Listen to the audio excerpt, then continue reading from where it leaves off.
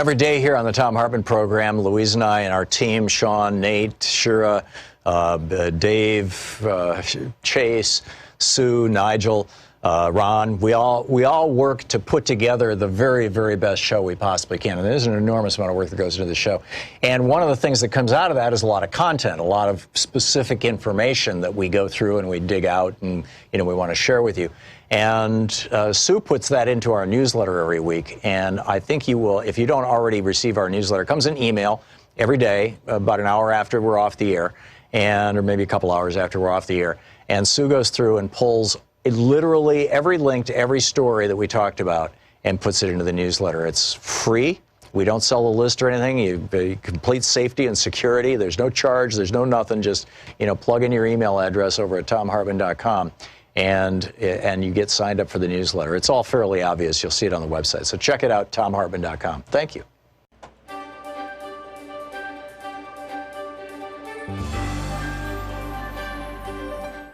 For our Thom Hartmann Book Club excerpt today, we're reading from Ed Morales' new book, Fantasy Island, Colonialism, Exploitation, and the Betrayal of Puerto Rico. This is from the first chapter. There was never any doubt that the United States wanted Puerto Rico for its own when it began a war with Spain near the turn of the 20th century. Cuba had been in the throes of independence war with Spain off and on since 1868, and the conflict that began in 1895 seemed ripe for the United States to capitalize on. The sinking of the USS Maine, an American naval ship destroyed by an explosion while moored just outside Havana, fueled American entry into the war. Although there are conflicting theories about the source of the explosion, including the likelihood it was caused by a spontaneous internal fire, William Randolph Hearst's newspaper chain blew up the incident into the perfect catalyst for the United States to enter the conflict. When Theodore Roosevelt entered the fray with his army of Rough Riders, the whole affair came as no surprise to anyone who'd been paying attention to the lust U.S. government leaders and military had long expressed to expand southward and westward.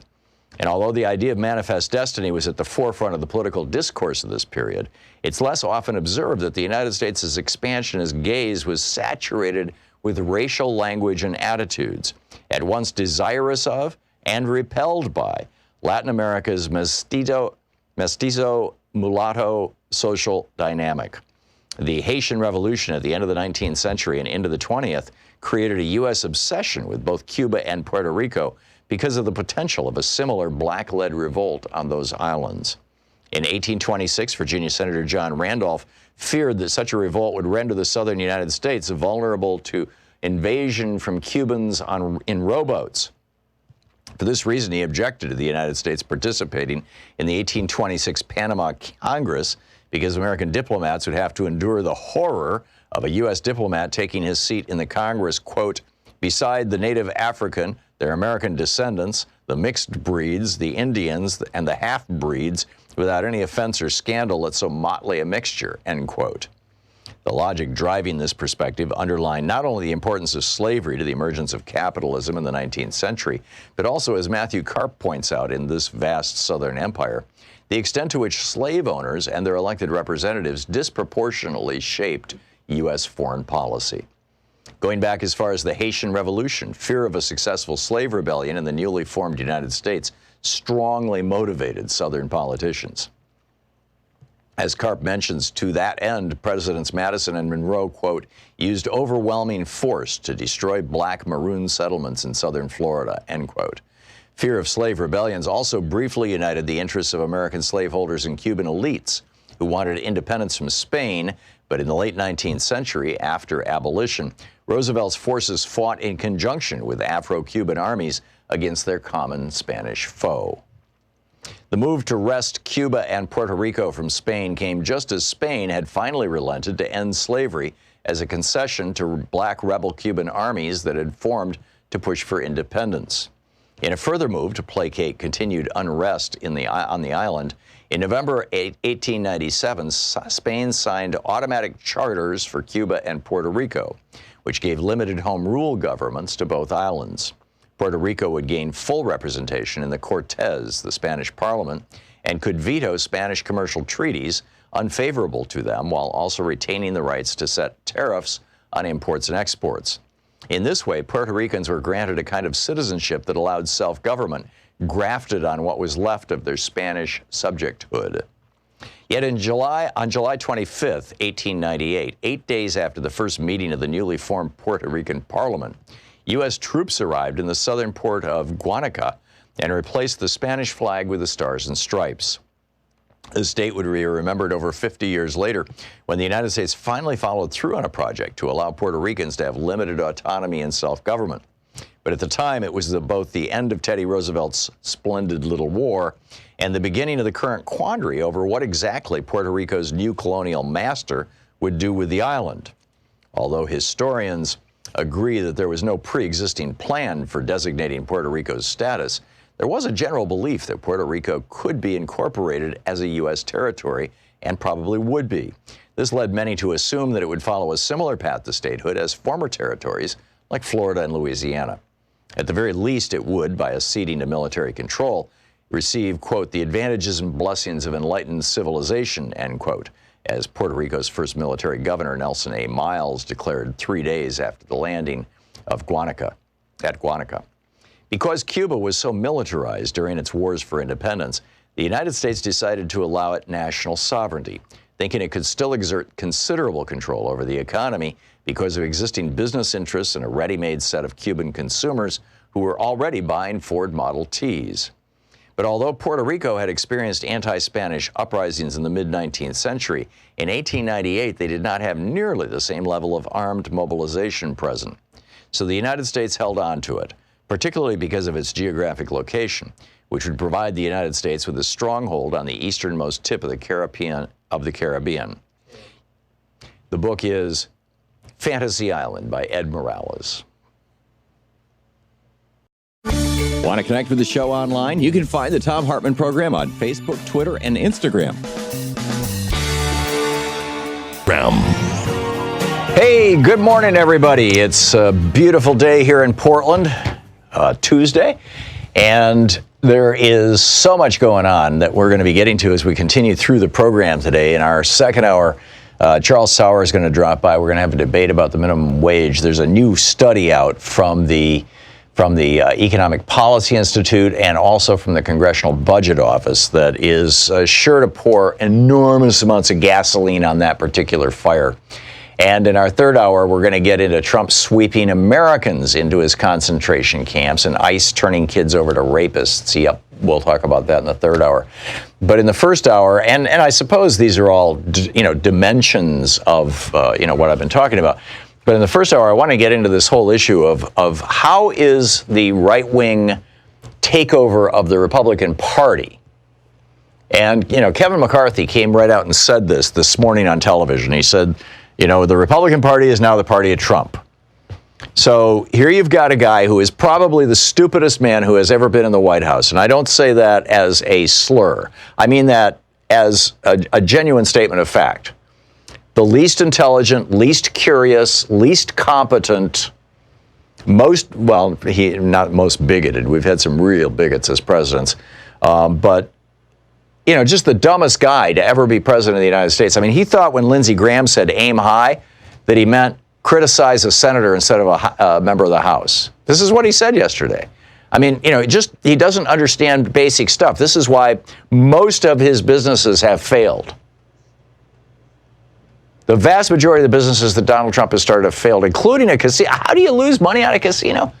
So, but anyhow, this is now, it's not just the right-wing takeover. It's not just the Koch brothers takeover of the Republican Party. That started with the Tea Party back, 2 decades ago. But now it is the Trump takeover. And how has that changed America? And I'm telling you, it actually has. How do you think it has changed America? Feel free to give us a shout, 202-808-9925. I'm looking at a bunch of things here. I'm looking at Tucker Carlson last night or David Horowitz last night on Tucker Carlson's show, saying, and I quote, "I'm thinking of this ignorant attack by Colin Kaepernick and Nike on the Betsy Ross flag, which really goes with the creation of America. The creation of America was probably the greatest gift given to black people in 3,000 years." Fox News last night. Seriously, the creation of America was probably the greatest gift given to black people in 3,000 years. He says, because slavery was considered a normal institution for all those years. Well, not so much, particularly in the countries where the slaves are taken from. Anyhow, he continues, unfortunately, the people who hate America on the left, and this embraces so much of the Democratic Party these days, have conducted a 50, 60-year attack on Christianity in this country. Right.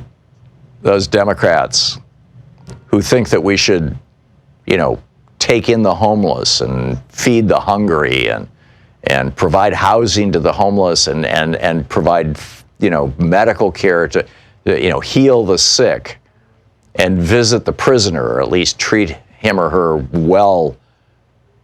Those Democrats are trashing Christianity, right? David Horowitz continues, they've conducted a 50 to 60-year attack on Christianity in this country. They've driven prayer and religion out of the schools. So this is what your crazy uncle or your sadly, your grandma is watching on TV. This kind of rhetoric, which is why he or she is starting to sound crazy. This, by the way, is what Donald Trump is watching on TV, which is why he is becoming crazy. Trump is turning into Jen Pesco's, it was Pesco, right? Jen Senko. Jen Senko's father. She made this movie, The Brainwashing of My Dad, about how her dad was like this great normal guy. He started watching Fox News. He turned into this bitter, angry man. He started turning this vitriol and hate on everybody in his family. They finally, contacted the cable company and took Fox off the TV and said, oh, gee, it's broken. And he had to watch actual news, and suddenly he turned back into a decent human being again. Anyhow, David Horowitz goes on Fox News to say that the Democratic Party, they want to do away with the Senate. No.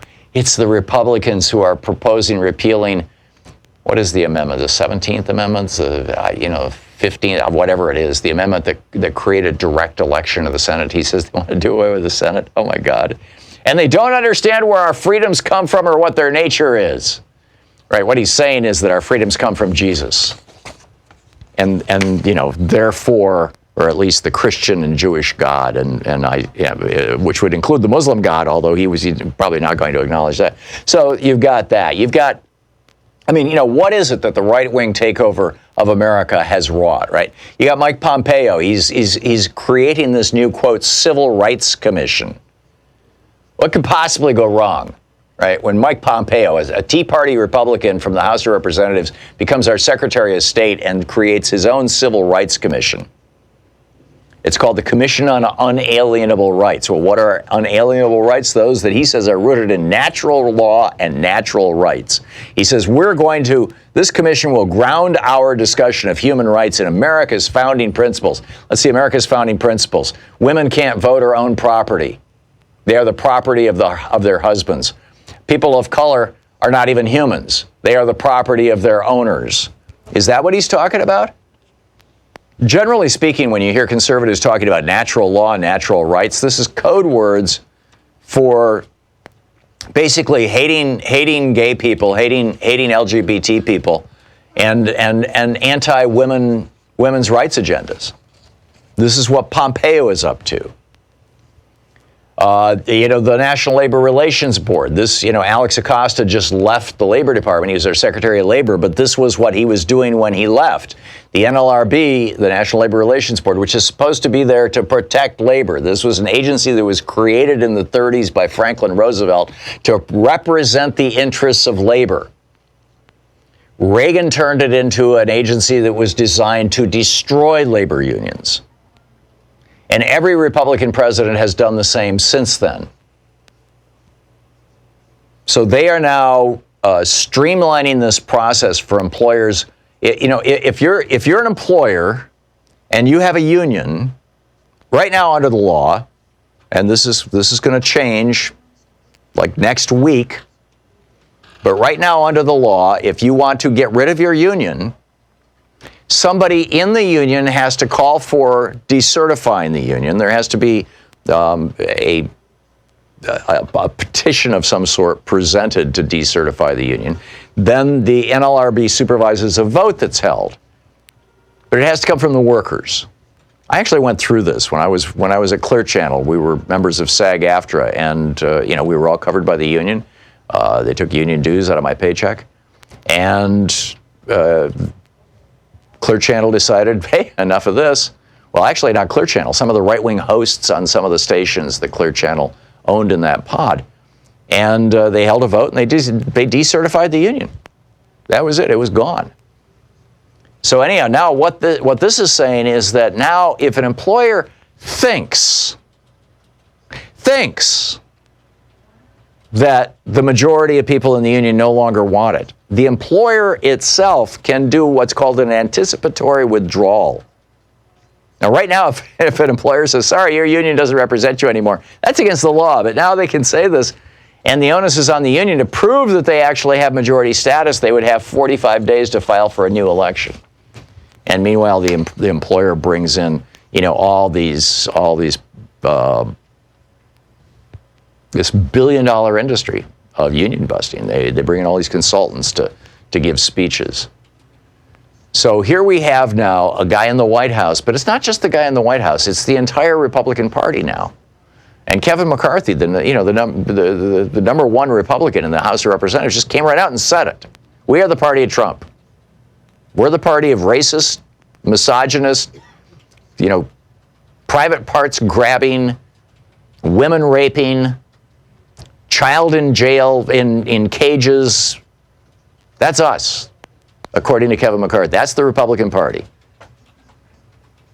A party that says that, now a party, not just a president, a party that says that the press, enshrined by the founders in the First Amendment, the press is the enemy of the people.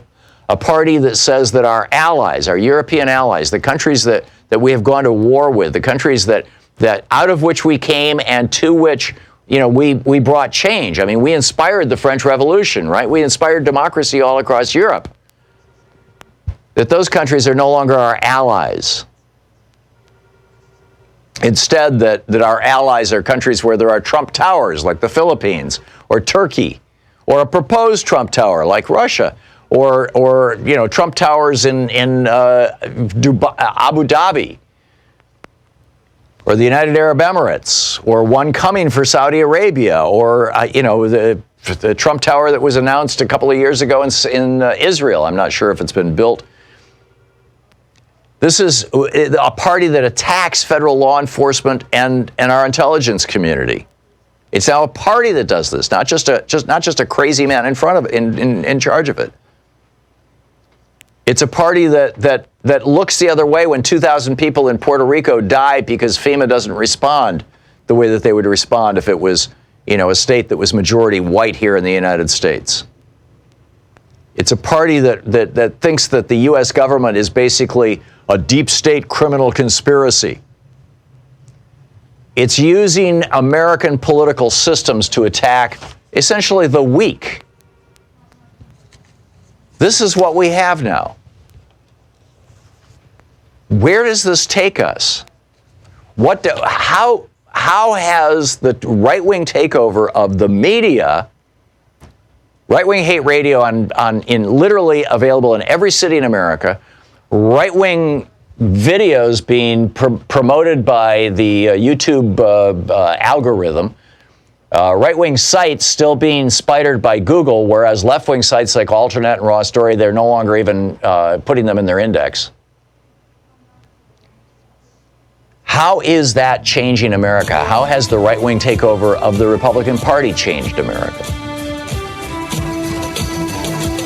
I mean, what is the impact on our country and our young people of the President of the United States using racism to attack, women of color? And religion for partisan purposes to help his Republican Party? Whatever happened to e pluribus unum, out of many, one? This is the Thom Hartmann Program. How do you see America changing as a consequence of this right-wing takeover? How's it happening in your life?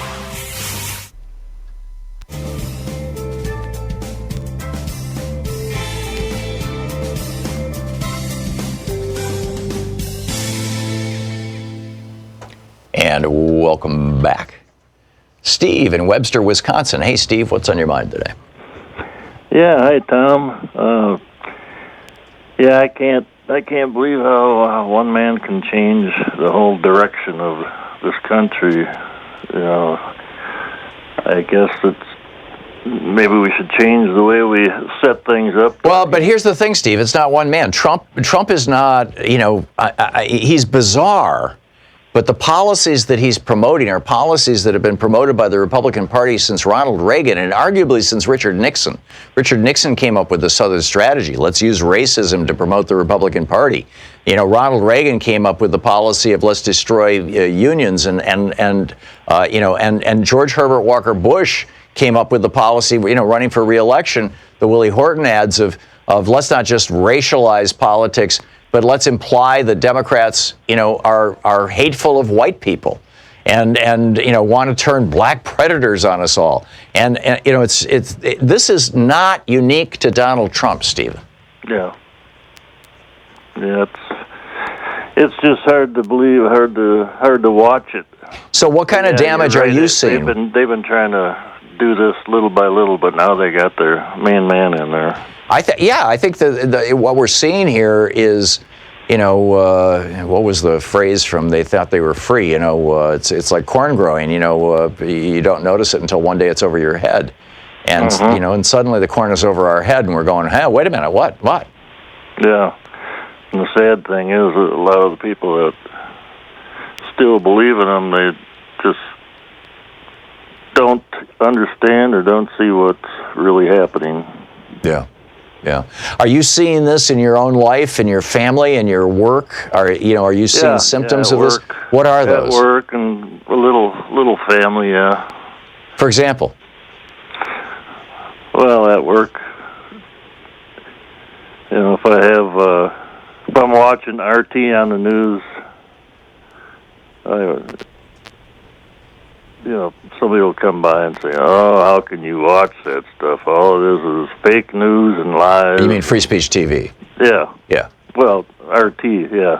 Yeah. Or Free Speech, yeah. Yeah, Free Speech. And RT. Uh-huh. But they're just, it's just, they seem like intelligent people, but it just. But if it's not Fox News, so brainwashed, they don't get it. Yeah. Yeah. Amazing. Okay. Thanks a lot, Steve. Thanks for the call. Thank you. Yep. Good talking to you. Philip in Warner Robins, Georgia. Hey, Philip. Got a minute. What's up? Hey, Tom. Just in regards to your question about what Trump's doing to this country, in simple terms, he's turning into a third world country. Environmental regulations are being rolled back. The wealth gap is increasing through its tax cuts. Corruption in government going rampant. He's turning this into a third world nation. Yeah, I think that's an excellent point, and those are just a few of the bullet points. But yes. And go ahead. I was just going to say, I don't think America is going to wake up until it's too late. Well, what does too late look like? I'm not trying to be offensive or anything, but I feel like the white America doesn't get it because they're more focused on the economy right now. Right. But the rest of America, non-white America, gets it because we see where this country is going and what's happening right now because we don't get that privilege of just being able to focus on the economy. Right. And people of color have, it's been worse in the past in some ways, and so what could happen. Philip, thank you.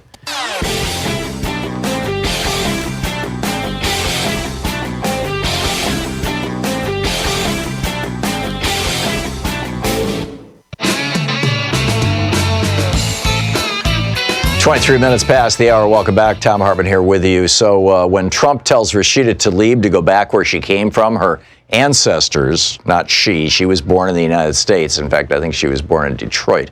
But her ancestors came from Palestine. Is Trump calling for a two-state solution? Somebody, quick, call Bibi Netanyahu and tell him Trump has turned his back on him.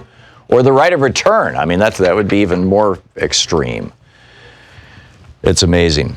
A caller just a minute ago said Donald Trump is turning America into a third world nation. This is, from his point of view, how it's impacting us. Doing away with regulations. He's rolled back the cleaning, the cleans. I forget the exact title for it. Clean cars, the clean air thing that Obama did.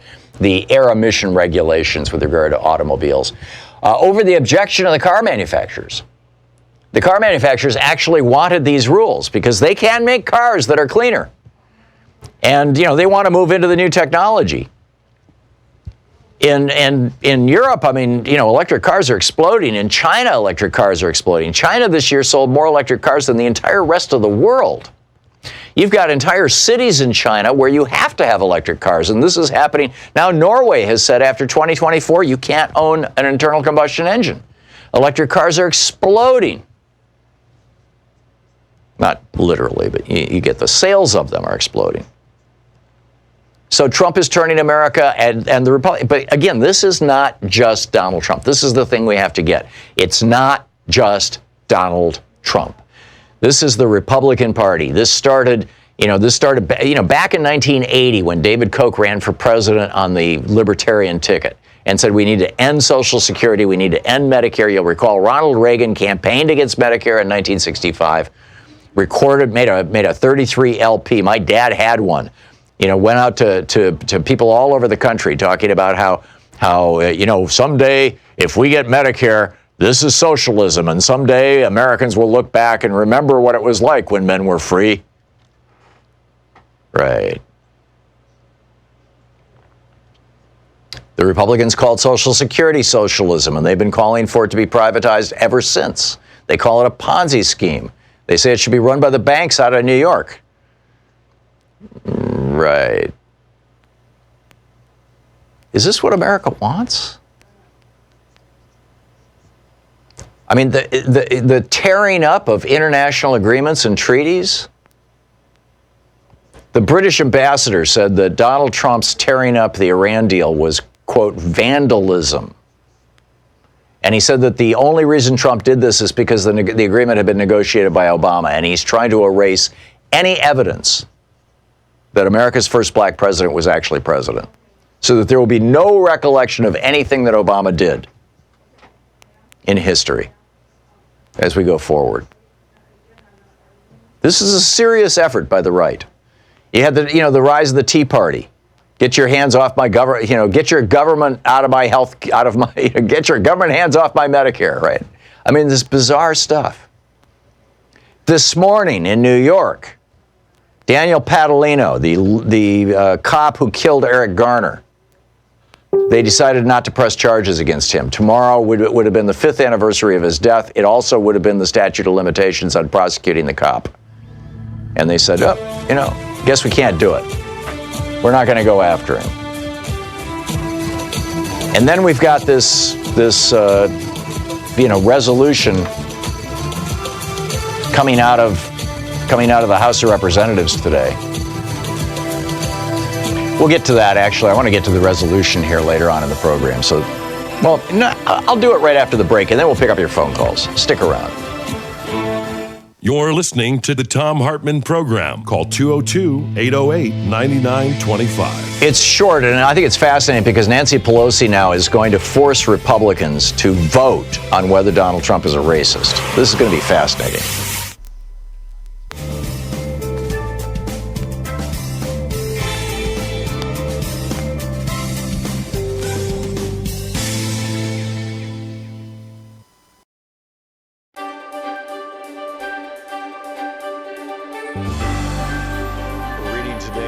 Guns for Hire, how the CIA and U.S. Army recruit mercenaries for white Rhodesia.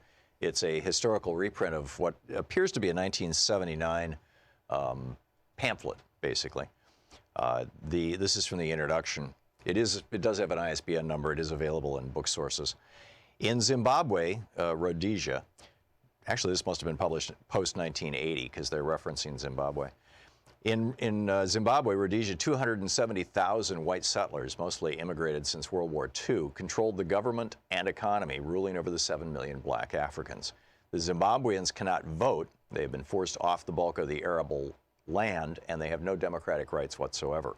All labor performance in Zimbabwe is black labor, and it is intensely exploited, often at less than subsistence wages.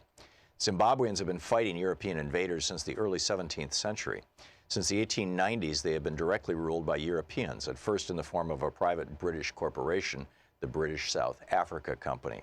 Since 1923, direct political rule has been in the hands of the white settlers, currently led by Ian Smith and his fascist Rhodesian Front Party. It's important to note that the white settlers were originally given this direct local power as a, quote, self-governing colony of the British government, thereby creating a master-caretaker relationship. During these past 80-odd years, Western imperialism, the multinational corporations of the United States, Britain, and South Africa, has extracted huge profits from the exploited and oppressed Zimbabwean population via the subsidiaries of the Anglo-Americans, Lonrho, Amax, AMAX, Union Carbide, Mobil, ITT, and other corporations. They fully intend to continue doing so as long as they can. The white settler minority has been rewarded for their violent subjugation of the Zimbabwean people with perhaps the highest national standard of living in the world. Sir Roy Walensky, the former Prime Minister of the Central African Federation, which included what is now Rhodesia, once said, "This man Smith has an appeal. It's the appeal of an easy life. For $6,000 a year, you can have 5 servants, a swimming pool, and a lot." Beginning during the early 1960s, however, the Zimbabwean nationalist forces under the leadership of the Zimbabwe African National Union, ZANU, evolved the strategy of guerrilla war to liberate their people and land. It is proving to be very successful. There are 20,000 guerrillas in base camps in Tanzania and Mozambique, over 3,000 in Zimbabwe itself, and this number is continually rising. In a meeting between Stephen Solars, a U.S. congressman, and the ZANU guerrilla leaders, they were reported to reject the possibility of enlisting the assistance of Cuban or other foreign troops, declaring that if we cannot liberate ourselves, we do not deserve to be liberated.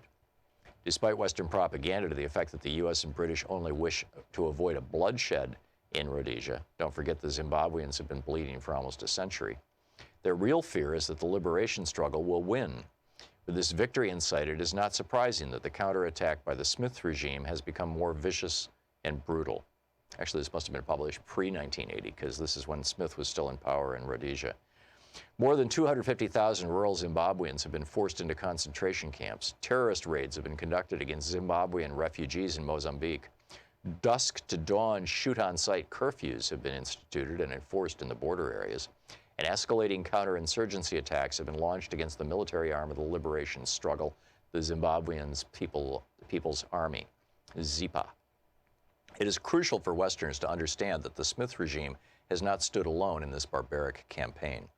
This pamphlet documents the critically important element in U.S. imperialism's support for the Smith regime, white mercenary reinforcements for the fascist Rhodesian, quote, security forces. This flow of U.S. mercenaries to prop up white Rhodesia is an important, though secret, part of U.S. imperialism's strategy for Africa. The U.S. has massive investments in southern Africa. Zimbabwe alone supplies the bulk of high-grade chrome ore used in the U.S. for jet engines and other advanced technological items. Coal, copper, and other minerals are ripped out of Zimbabwe for U.S. industry. Mobil Oil, Texaco, Hertz Rent-A-Cars, Holiday Inns, and many other U.S. corporations operate illegally in Rhodesia through foreign subsidiaries. More important still is South Africa, the fortress of U.S. interests in Africa, where $1.5 billion is invested by GM, IBM, Ford, and other giant multinational corporations. The liberation of Zimbabwe would, for the first time, penetrate the buffer zone of satellite countries protecting the borders of South Africa. South African guerrilla fighters, who are already training by the thousands in camps in Tanzania and Zambia, would have direct access to re-enter their land and accelerate the liberation struggle. Knowing that the stakes are high, U.S. imperialism has worked to strengthen the white supremacist outposts in Africa, although at times this had to be done covertly.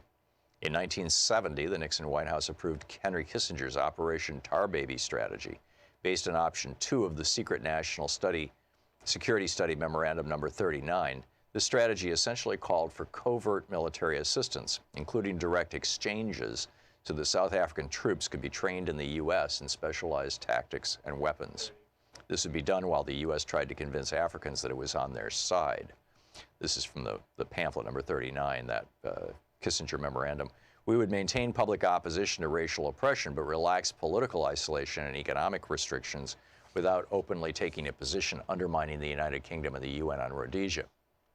We would be more flexible in our attitudes toward the Smith regime. And it goes on from there. Guns for hire. Want to connect with the show online? You can find the Thom Hartmann Program on Facebook, Twitter, and Instagram.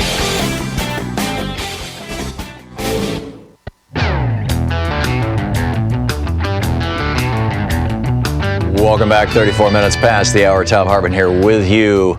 Fair and only slightly unbalanced. In Tim Alberta's new book, American Carnage, this is amazing. A quote from Michael Steele. This is the guy who ran the Republican National Committee, the RNC.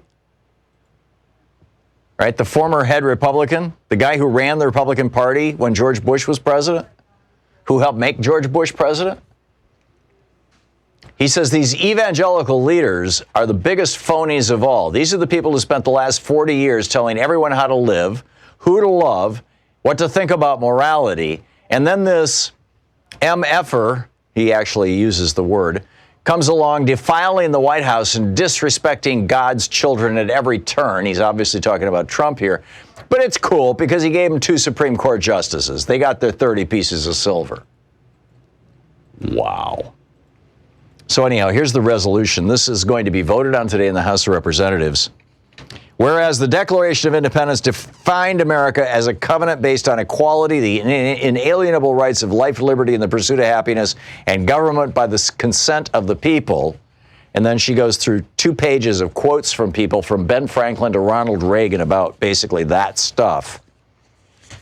Where you get to it's only 4 pages long. Whereas President Donald Trump's racist comments have legitimized fear and hatred of new Americans and people of color.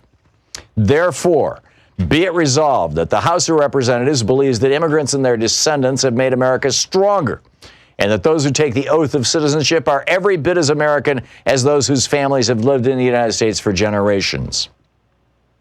That the House of Representatives strongly condemns President Donald Trump's racist comments that have legitimized and increased fear and hatred of new Americans and people of color, by saying that our fellow Americans who are immigrants and those who may look to the president like immigrants should, quote, go back, end quote, to other countries, by referring to immigrants and asylum seekers as, quote, invaders, end quote, and by saying that members of Congress who are immigrants or those of our colleagues who are wrongly assumed to be immigrants do not belong in Congress or in the United States of America.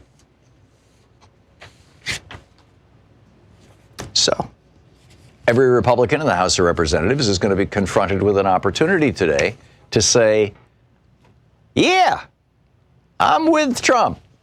His racism is fine with me.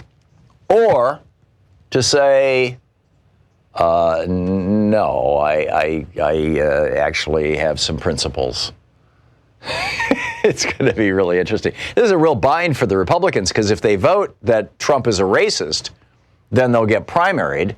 And if they vote that he's not a racist, then the Democrats are going to use this against them in campaign ads come the election. Although maybe it won't work to their disadvantage. I mean, maybe if Democrats, Duncan Hunter voted to say that Donald Trump was not a racist. Maybe all the racists in his district are going to go, cool, yeah, we like that. I don't know. But how has this hard right takeover of most of our media, that is to say, on television it's Fox News, on radio it's you've got 4 or 5 now networks that run nothing but right-wing hate radio all the time, and they're literally in every city in America, whereas progressive talk radio is in maybe a dozen cities in America. With local radio stations. I mean, you can get my show and other progressive talk radio literally in every city in America on Sirius XM, via Free Speech TV, over the internet. But, talking about just your local radio station, not so much. How has that affected your life? Where do you think this is going? How has it changed America? Or has it not? Has it always been this bad, and it's just that Trump is just making it obvious? Trump is just saying out loud what Richard Nixon was saying, behind closed doors. And by the way, he was. Anyhow, pick up your phone calls here. Kevin in San Pedro, California, listening on KPFK. Hey, Kevin, what's up? Hey, years ago, I watched a documentary called Outfox, Rupert Murdoch's War on the Media. Yeah. And what they have done for years is they have taken opinion and presented it as journalism or fact. And most of their viewers cannot tell the difference. And you just went through a whole litany of William Randolph Hearst and how he used his newspapers to promote the war with Spain. And I think one of the quotes was in there that they don't love their children the same way that we do. So they got sympathy on their side. And then Hitler, his famous thing was, if you want the people to follow you, tell them they've been attacked. So his whole thing was there's this Jewish cabal out there ready to take over the world. And now we are turning that to Muslims. And people and other people of color, yes.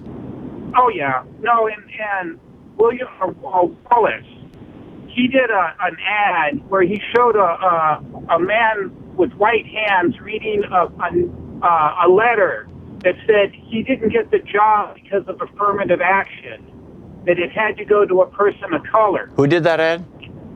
This was Wallace. Oh, George Wallace. George Wallace back in the 60s.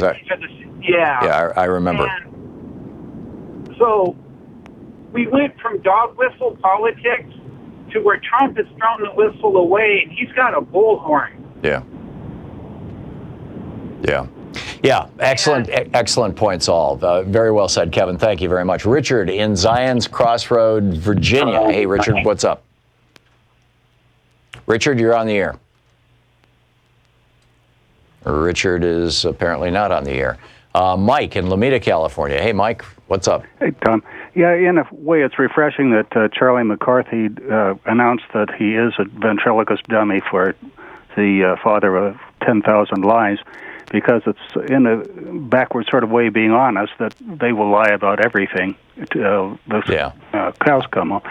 So I want to invite everybody to get on my bandwagon, the Send Trump to Honduras bandwagon. I sent an email to the White House this morning complaining about people like Morris of Long Beach who say Trump is the Antichrist and all that, and say that he could be proved truthful in his claim that the Central American asylum seekers are just using a big fat con when they say they fear for their lives. If he will spend a night in any city in Central America without his security detail and without a local police detachment. And any candidate on the Democratic side who will call Trump's bluff with endorsement of this position will get my vote. Yeah. Okay. A little extreme, but I get your point, Mike, and I completely get your point. David in Seattle, what's on your mind? Hi.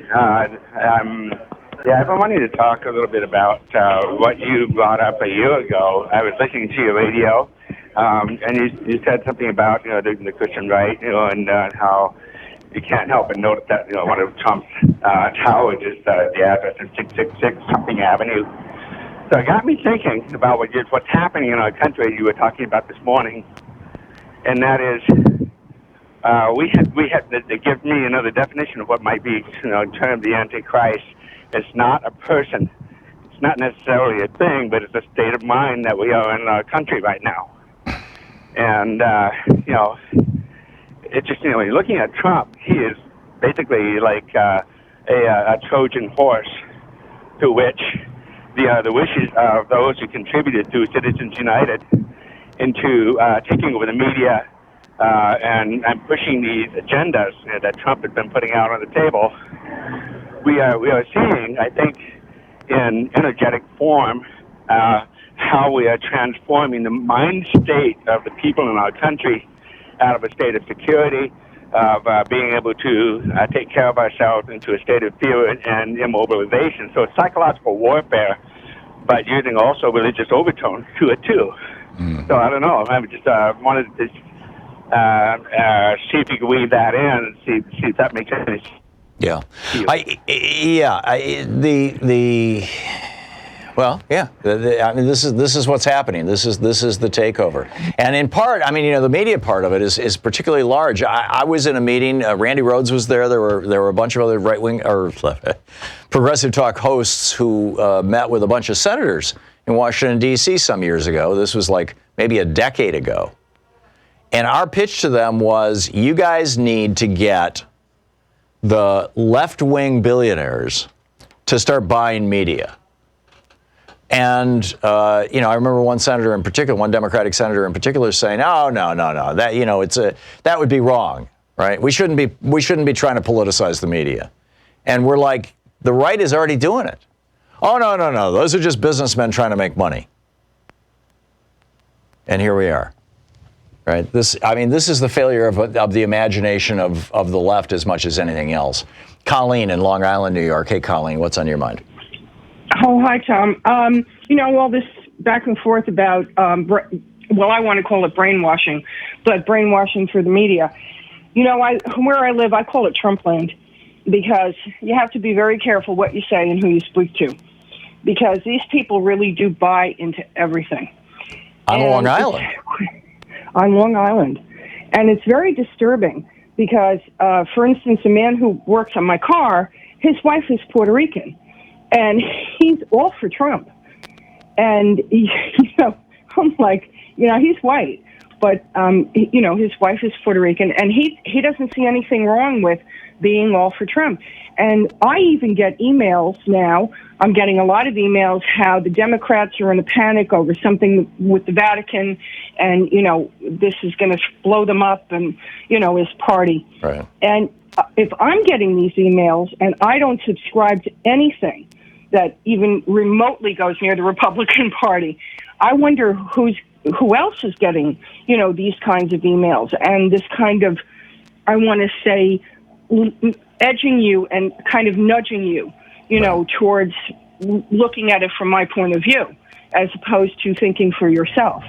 Yeah, no, it's happening all over, and this is the right-wing takeover of the media, and this is the influence that it has. Right-wing hate radio is everywhere in America, and Fox News, MSNBC, you have to pay an actual premium price for. You have to pay an extra $5 a month, or whatever it may be with your local cable system. Fox News is free everywhere; it's ubiquitous. This is part of their strategy. Colleen, thank you. You're listening to Thom Hartmann. Visit ThomHartmann.com for audio and video archives. It's 46 minutes past the hour. How is the right-wing takeover of America and the Trump presidency changing America? Do you think it's going to be permanent?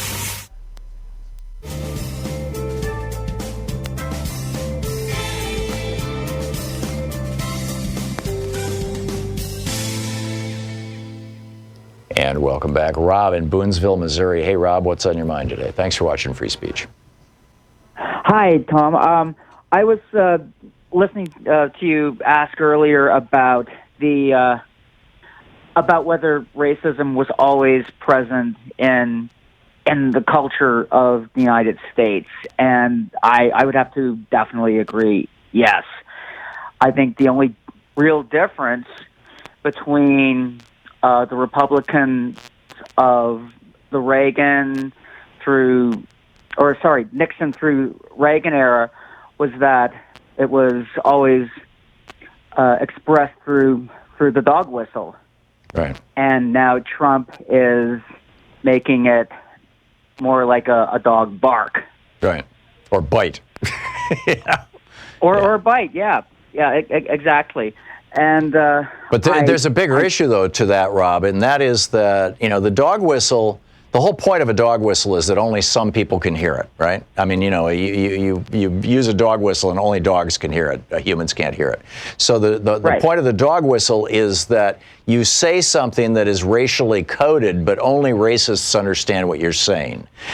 What Trump is doing now is saying it out loud, which means that people who might not be inclined to be racist, and I'm particularly thinking of young white people in the United States, people who might not be inclined to be racist or who might even be inclined to be a little more expansive and progressive in their worldview are now being openly, nakedly indoctrinated by this.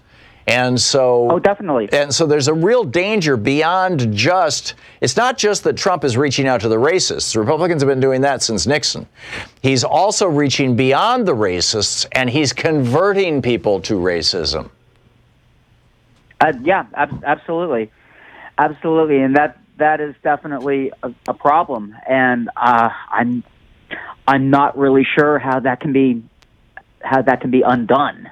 Well, I think, the very vigorous pushback that we're seeing right now, from Nancy Pelosi in Congress, from that we saw from the Squad yesterday, from these four women who Trump has explicitly attacked, and they just came right out and said, he just doesn't have, they came right out and called him a racist and said, and talked back to him. Which is, frankly, what Michael Dukakis should have done to George Herbert Walker Bush back in the day, back in, 96 in that election, but, in 88. 88, thank you, but failed to. Yeah, and the Democrats have been playing nice with these guys forever, and, thank God they're taking the gloves off. It took Trump to make that happen. Is it too late? That's what I wonder, whether it's too late. I mean, it's obviously not too little. I mean, with people like Alexandria Ocasio-Cortez and the rest of the Squad, they're definitely not taking this lightly at all, and they're definitely taking off the gloves and using any means necessary to push back. But early on, there was opposition to Orban in Hungary. There was opposition to Duterte in the Philippines. There was opposition to Erdogan in Turkey. There was opposition to Mussolini in Italy. And all that opposition eventually evaporated. I am very concerned about this. Rob, I'm sorry we're out of time, but thank you for the call. You're very well said. We'll be right back. It's 10 minutes before the hour. Stick around.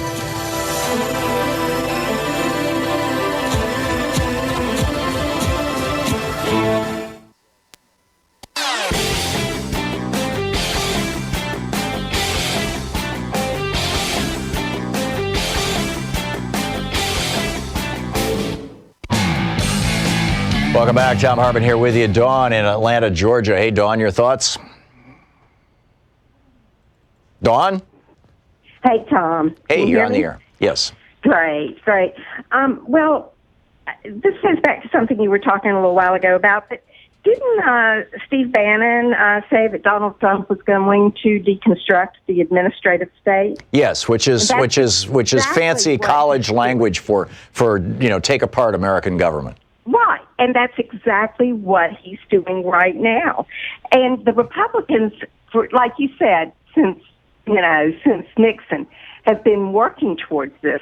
But Trump and company are so much more aggressive. Yeah. And we're allowing it to happen. One of the great examples right now is, they're moving the FDA research organization to Kansas, and they're doing this all within 2 months. And, the FDA research organization is one of the premier research organizations in the world. Right. Trump is firing our best scientists, basically. He's giving them an ultimatum, move out to the boondocks, exactly. Or lose your job. And today is the day. Right. Today is the deadline. Today is the day, and he gave them exactly 2 months. I mean, this is the most ludicrous thing that we could be doing. But, Tom, I don't want to say a lot of time, but from my perspective, and I grew up in the South, I watched Jesse. I lived in Raleigh when Jesse Helms had his ad that showed the white hands, and he ended up beating, I think it was Harvey Gantt, who was running for Senate.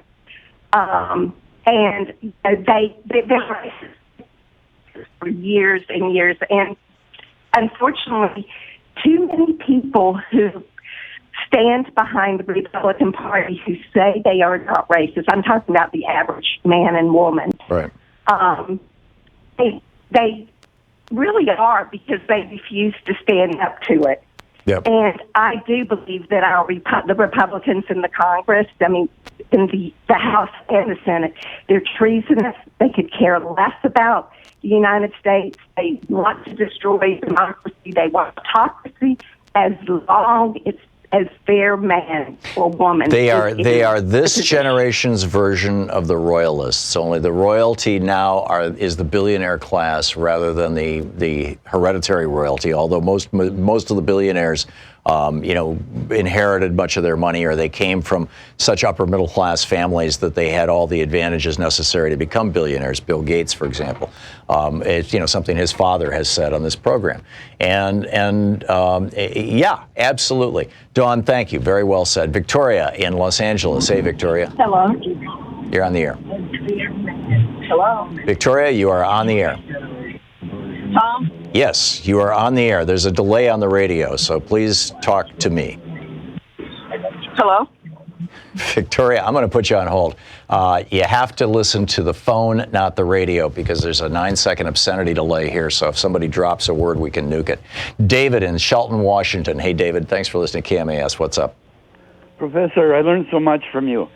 Do you really think, after all that Trump has been doing, feathering his nest with Saudi Arabia and the Philippines and Putin, that he and all the investigations that are going on that are going to be coming to a head soon, do you really think he's going to run, or is he just going to take the money and walk away? The problem that he's facing right now is, as long as he's president, he's relatively immune from going to prison. If he leaves the White House, voluntarily or involuntarily, if he leaves the White House, he's going to be subject to all kinds of prosecution, as are the rest of the members of his family. Right now, everybody's, hands off on his family. I mean, even Cyrus Vance, well, actually, Cyrus Vance in New York, a Democratic state prosecutor, decided to pass on prosecuting Ivanka and Don Jr. for a clear fraud that they committed. But this was some years ago. I mean, this is just the power of billionaires. It's the Jeffrey Epstein story. But I think he's seriously running for re-election because he wants to, he wants to avoid prison, frankly. Fred in Bremerton, Washington. Hey, Fred. Good day, Mr. I'm calling in regards to the ongoing circus. I want to ask you, point blank, are you in your position able to get a pulse on where you think America's going to go in 2020? Because if it does not go different than where it's going now, and I'm talking young people have got to vote, women have got to vote, LGBTQ have got to vote. I don't care if you're a newly arrived immigrant. You've got that card. You go vote. Yeah. Because you've got to. Latinx, I mean, yes, right across the board, all of us. And mostly because, white people make up roughly 70% of the population. White people of goodwill have to get out to vote, too. Absolutely. Very well said, Fred. Thank you. Mike in Seattle. Hey, Mike. Hey, good morning, Tom. Listen, I wanted to cover 3 points with you here. Just pick one, Mike. Well, basically, here. Okay, I'll pick the most important one. Trump himself he needs a nickname. He needs something to be termed by, and that's what he's terming a lot of these people, these other politicians. He'll do it in this upcoming election. And the Democratic Party needs a mini Trump. Okay, that's what they need, because if you look at what he did to these 4 Congress ladies, how he termed with them, telling them to go back home. I mean, it's appalling. And these ladies came out, they did their part, but they didn't make any impact. And really, in order to beat Trump, you need a mini Trump. You need somebody who's going to not care, who's just going to be aggressive and be crude. I do think that the Democratic Party needs to get more aggressive, Mike. I'll give you that. I'm not sure that it needs to get more crude. This is the devolution, the downward spiral of American politics, and I'd like to see it stop. We'll be back. You're listening to Thom Hartmann.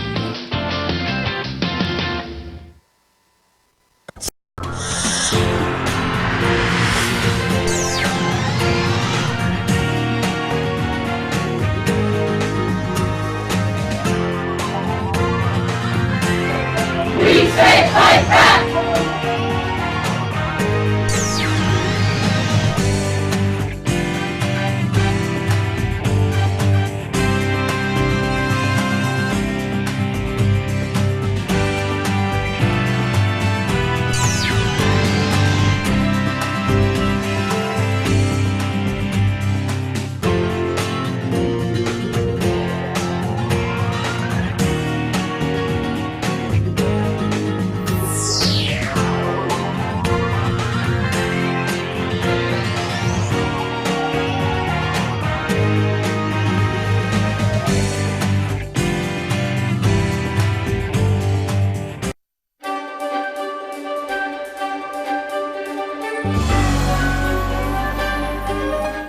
For the Thom Hartmann Book Club, our book today is How Wealth Rules the World, Saving Our Communities and Freedoms from the Dictatorship of Property by Ben G. Price, with a blurb on the back from some guy named Thom Hartmann. This is from the introduction, One Right to Rule Them All, The Dark Side of Property. Let's get it out in the open. The United States of America, nations that emulate its governing principles, are governed by a dictatorship of property. Is that plutocracy? Sure, but it goes deeper than that. The U.S. Constitution, as it was written and later interpreted by the Supreme Court, hijacked democratic rights that American revolutionaries thought they had won. The Federalists developed a whole system of law that serves the interests of wealth.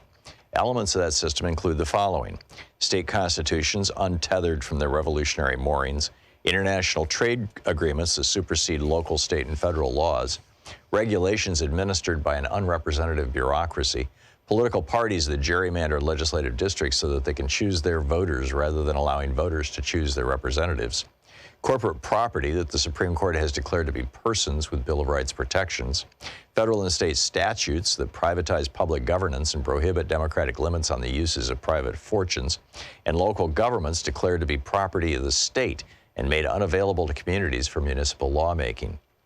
We live deep within an undemocratic matrix of law that masquerades as a democratic republic while it legalizes an aristocracy of wealth.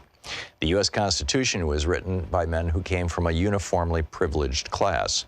Charles Beard argued this point in his book, An Economic Interpretation of the Constitution of the United States.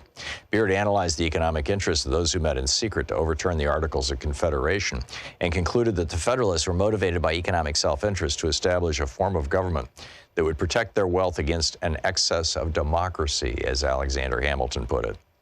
The Federalists who replaced the Articles with the U.S. Constitution were not fully aligned with the liberating agenda of commoners who risked their lives to throw off the hierarchical chains of Great Britain. They were wealthy men educated in British law with opinions that harmonized with aristocratic sentiments. The authors of the U.S. Constitution are often called the Founding Fathers. Popular history lumps the Federalist counter-revolutionaries in with the likes of Thomas Paine, who with his firebrand writings against monarchy, nobility, and special privilege for the few, inspired the people to demand independence. Popular culture counts the Federalists as American revolutionaries no less fervent for liberty than the men whose ideas of leveling the social class system inspired American farmers and day laborers to pick up their muskets and take on the redcoats. This conflation of the Federalist counter-revolutionaries with those whose spirit of 76 is reflected in the Declaration of Independence and absent from the U.S. Constitution is a troubling reminder that popular history too often preserves false memories. What's the evidence that the Federalists intended a constitution that weaponizes law to protect the accumulation of property and raise wealth and out of reach of public governance? Well, to begin with, their own words were recorded in Philadelphia in 1787 by James Madison and Robert Yates. Damningly, that record was held secret until every delegate to the clandestine conclave had died and the Constitution they wrote had been the law of the land for 2 generations. We have that evidence, and it tells the tale I'll share in Chapter 2. We also have the product of their cleverness to consider. The Federalists established a quasi-monarchical judiciary. Politically appointed judges wielded the power to veto any legislation that departs from the Federalists' original intent, to protect wealthy accumulation from democratic oversight. We have the arguments of the anti-Federalists who called out the would-be American aristocrats for betraying the revolution. If not for them, we would not have the first 10 amendments to the Federalist document, the Bill of Rights, which many identify as the soul of the U.S. Constitution. More immediate evidence that the original intent of the U.S. Constitution was to immunize possession of unearned property from public regulation can be found in the antisocial way the document is interpreted by the courts and how it operates on society today. Here's my argument in a nutshell. We are faced with social, political, and environmental problems that resist resolution because law empowers a wealthy minority to govern based on priorities often at odds with the general welfare. The Constitution, and its interpretation by the courts, amounts to an arsenal of weaponized law able to deliver special privileges to a propertied class. Certain legal mechanisms let those seeking to profit at the public expense block policies that compete with their interests. These legal doctrines operate by a 2-step process. First, they remove democratic rights from the public sphere and deposit them in concentrated accumulations of property. The oddity of attaching legal rights to property itself rather than to people roared into public consciousness with the Supreme Court's 2010 Citizens United ruling that affirmed corporate property's personhood and free speech rights. Although the ruling shocked the conscience of average Americans, it was not the first time the court had vested civil rights within inert property. Nor were corporations the first type of property to be given legal rights. The second step is for property imbued with rights to deliver those rights as an extra layer of legal privilege to the property owner. When civil and human rights are deposited in property, that property is placed beyond the authority of the people to govern how it is used by its owner. This nullifies the majority's ability to decide directly or through elected representatives what public policy will be. As a result, we aren't allowed to resolve issues of immediate concern to every community. Even when we understand what needs to be done, we're often blocked. And then he goes through the whole list. Benji Price wrote, How Wealth Rules the World. You know, every day here on the Thom Hartmann Program, Louise and I and our team, Sean, Nate, Shira, Dave, Chase, Sue, Nigel, Ron, we all work to put together the very, very best show we possibly can. And there's an enormous amount of work that goes into the show. And one of the things that comes out of that is a lot of content, a lot of specific information that we go through and we dig out and, we want to share with you. And Sue puts that into our newsletter every week. And I think you will, if you don't already receive our newsletter, it comes in email every day, about an hour after we're off the air, or maybe a couple hours after we're off the air. And Sue goes through and pulls literally every link to every story that we talked about and puts it into the newsletter. It's free. We don't sell the list or anything. You complete safety and security. There's no charge. There's no nothing. Just, plug in your email address over at thomhartmann.com. And you get signed up for the newsletter. It's all fairly obvious. You'll see it on the website. So check it out, thomhartmann.com. Thank you. Want to connect with the show online? You can find the Thom Hartmann Program on Facebook, Twitter, and Instagram.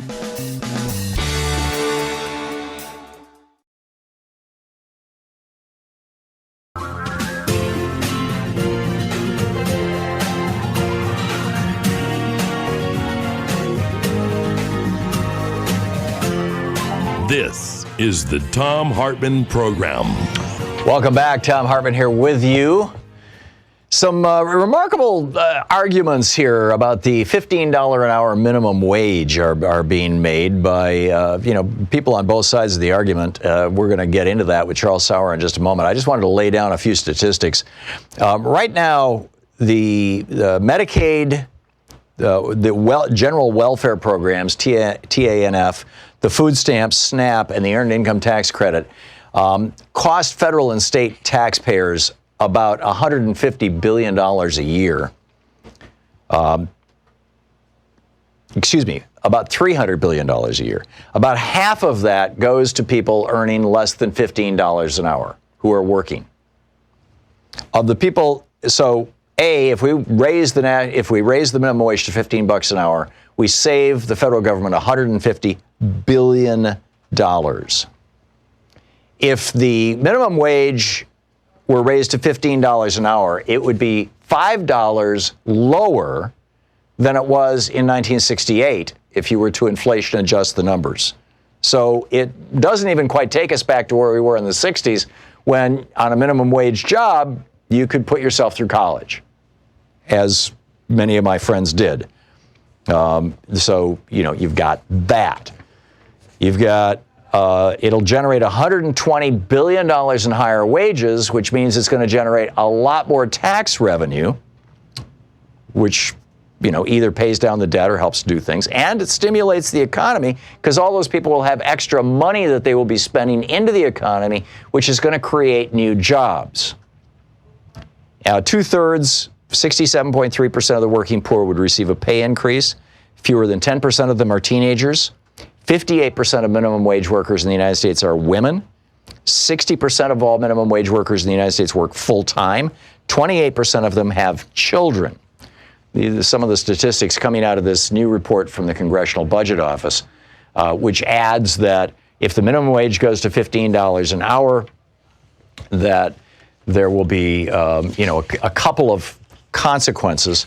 The first, I lost my page here. Anyhow, well, let's let Charles Sauer tell us all about this. Charles is the president of the Market Institute, libertarian economist. His new book, Profit Motive, What Drives the Things We Do, marketinstitute.org is his website. You can tweet him at Charles Sauer, S-A-U-E-R. Charles, welcome back to the program. Thanks for having me on. So your argument against or in favor of leaving the minimum wage at $7.25 an hour? Well, if we raise it to 15, it's more of keeping the poor and letting the rich get richer, right? Because what we're going to hurt here are the entry-level jobs. We're going to stop my 3 daughters from getting their first job. But the fact is my 3 daughters aren't going to be stopped because I can afford to pay for an internship. I can afford to put them on a bus. Fewer than 10% of minimum wage workers are teenagers. So your daughters are the outliers, Charles. Let's talk about the larger economy. That 10% is what becomes the larger economy. More than 50% of minimum wage workers are between 25 and 54. 10% are teenagers, and the rest are basically over 50. Yeah, so the graph moves, right, Tom? A 10-year-old becomes a 20-year-old, and a 20-year-old becomes a 30-year-old. This is what the left forgets. They forget that the graph moves. This is actually what Larry Kotlikoff, who's likely to get a Nobel Prize for his work in economics. Larry Kudlow is a hustler. Come on, Charles. Let me get this straight. If I understand what you're saying, if I understand what you're saying is correct, what you are saying is that if the minimum wage goes to $15 an hour, which is 25% lower than it was in 1968. If it goes to 25% less than it was in 1968, that this is somehow going to hurt your daughters. I don't see why. No, it's not going to hurt my daughters. It's because I can afford to put them on a bus. It's where you're keeping the poor and the rich richer. No, if they're making $15 an hour, they can afford to get on the bus themselves. But you cherry-picked the numbers from the report. You lost the page right when you started talking about the fact... I lost the page about how many people would lose their jobs. I lost your arguments. Yeah, so give me your argument. You happen to lose that. It loses 3 million jobs. I don't know what happened to the page. More importantly, it loses here it is. families $9 billion in funding. And worse than that, this isn't just the first time it came out. Seattle published the report that it cost the minimum wage workers when they actually enacted it. Not an academic exercise. Not anything that the economy grew when they raised the minimum wage.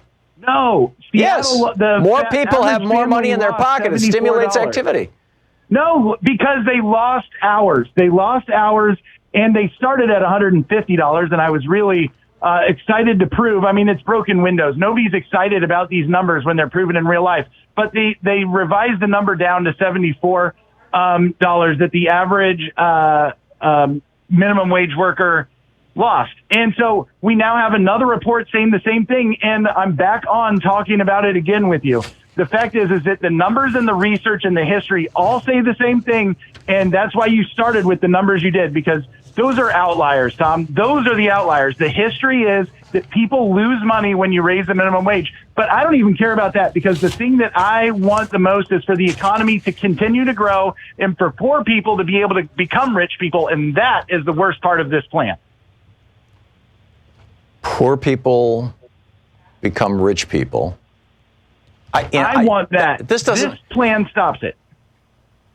By saying, Charles, I think the fundamental issue here, and I'm going to give up looking for the page that the bottom line, what that page said was that the CBO said that about 1.3 million people would lose their jobs if the minimum wage goes up to $15 an hour. And what I say is, if an employer cannot conduct their business paying a reasonable wage, a living wage, they have no business being in business in America. Look, there's startups, there's people that might need to pay less, there's entry-level employees that maybe they shouldn't do that. If you want to go back to feudal times where people were basically indentured servants for years, 20, 30 years before they got to work, I actually don't know the numbers on that. It was a long time, though. It was over 5, under 40. They spent a lot of time learning the profession, and that isn't what we have now. We have people that are actually getting paid. But the more that you raise that number up, the less people that get okay, to here's I found my page. The CBO numbers were that a gradually phased in $15 minimum wage, it's going to create $120 billion in higher wages for 40 million U.S. workers. And I already read that. Yeah, and it will, according to the Congressional Budget Office, it will cause, it'll lose about 1.3 million jobs. But again, are these jobs that we even want, Charles? Yeah, we want jobs. We want people that don't have jobs to have jobs. Only the left doesn't want people to have jobs and to keep them on government programs that happen to have incentives to further keep them on government programs. The government programs that are going to people who are making $7.25 an hour or in that neighborhood right now are costing us $150 billion a year. If we raise the minimum wage to $15 an hour, $140 billion a year is going to go into wages, and the government is going to save $150 billion a year. So we're going to cut the number of people who are on government assistance and replace that essentially with wages from employers. And I'm guessing that's why libertarians are all freaked out. It's like, oh my God, we want more subsidies from the government in the form of welfare for these people who are working. I mean, most of the people on food stamps are actually working. You didn't address any of my problems or my history or my facts with that statement. And in fact, the only way for you to have the conclusions that you're coming to in that last statement, not the CBO report, because the CBO report does have interesting statistics on both sides. But when you make the flat statements that you just made, you have to hold the economic graph constant. And the fact is that if you stop people from learning a trade now, they don't produce in the economy what they would produce in the future because they haven't. What does that have to do with raising the minimum wage? If you raise the minimum wage, that has nothing to do with the entry level job. No, you don't. Increase what it is. No, your entry level jobs become $15 an hour. And what's wrong with a $15 an hour minimum, entry level job? Look, if you're making up the economy from scratch and you just want to wave a magic wand, then sure. Why don't you? We're not making up an economy from scratch. We're talking about raising the minimum wage to 25% less than it was in 1968. And 1968 was a pretty decent economy. So that's your goal? Look, the fact is... No, my goal would be to raise it to $20 an hour, to take it back to where it was in 1968. Look, everybody knows that the numbers don't work. CBO just said it. No, everybody doesn't know that. I suggest that you go over to the Economic Policy Institute, EPI.org, and look at their numbers. They ran the same numbers based on the CBO study, and they're saying right up front, the CBO studies, our economy can afford a minimum $15 minimum wage, and the benefits of gradually phasing in a $15 minimum wage by 2024 would be far-reaching and would exceed the costs to the economy. And again, the fewer than 10% are teenagers. 58% of people working minimum wage are women. I don't know what you have against women, Charles. 60% are working full-time. I don't know what you have against full-time workers. 28% have children. Are you opposed to parenthood? I'll tell you what I have on my side. The CBO report that you're citing says that the people that are going to be hurt are those 10%. You obviously don't care about them, but it also says that women are going to be the biggest ones hurt because those are going to be the jobs that are lost first.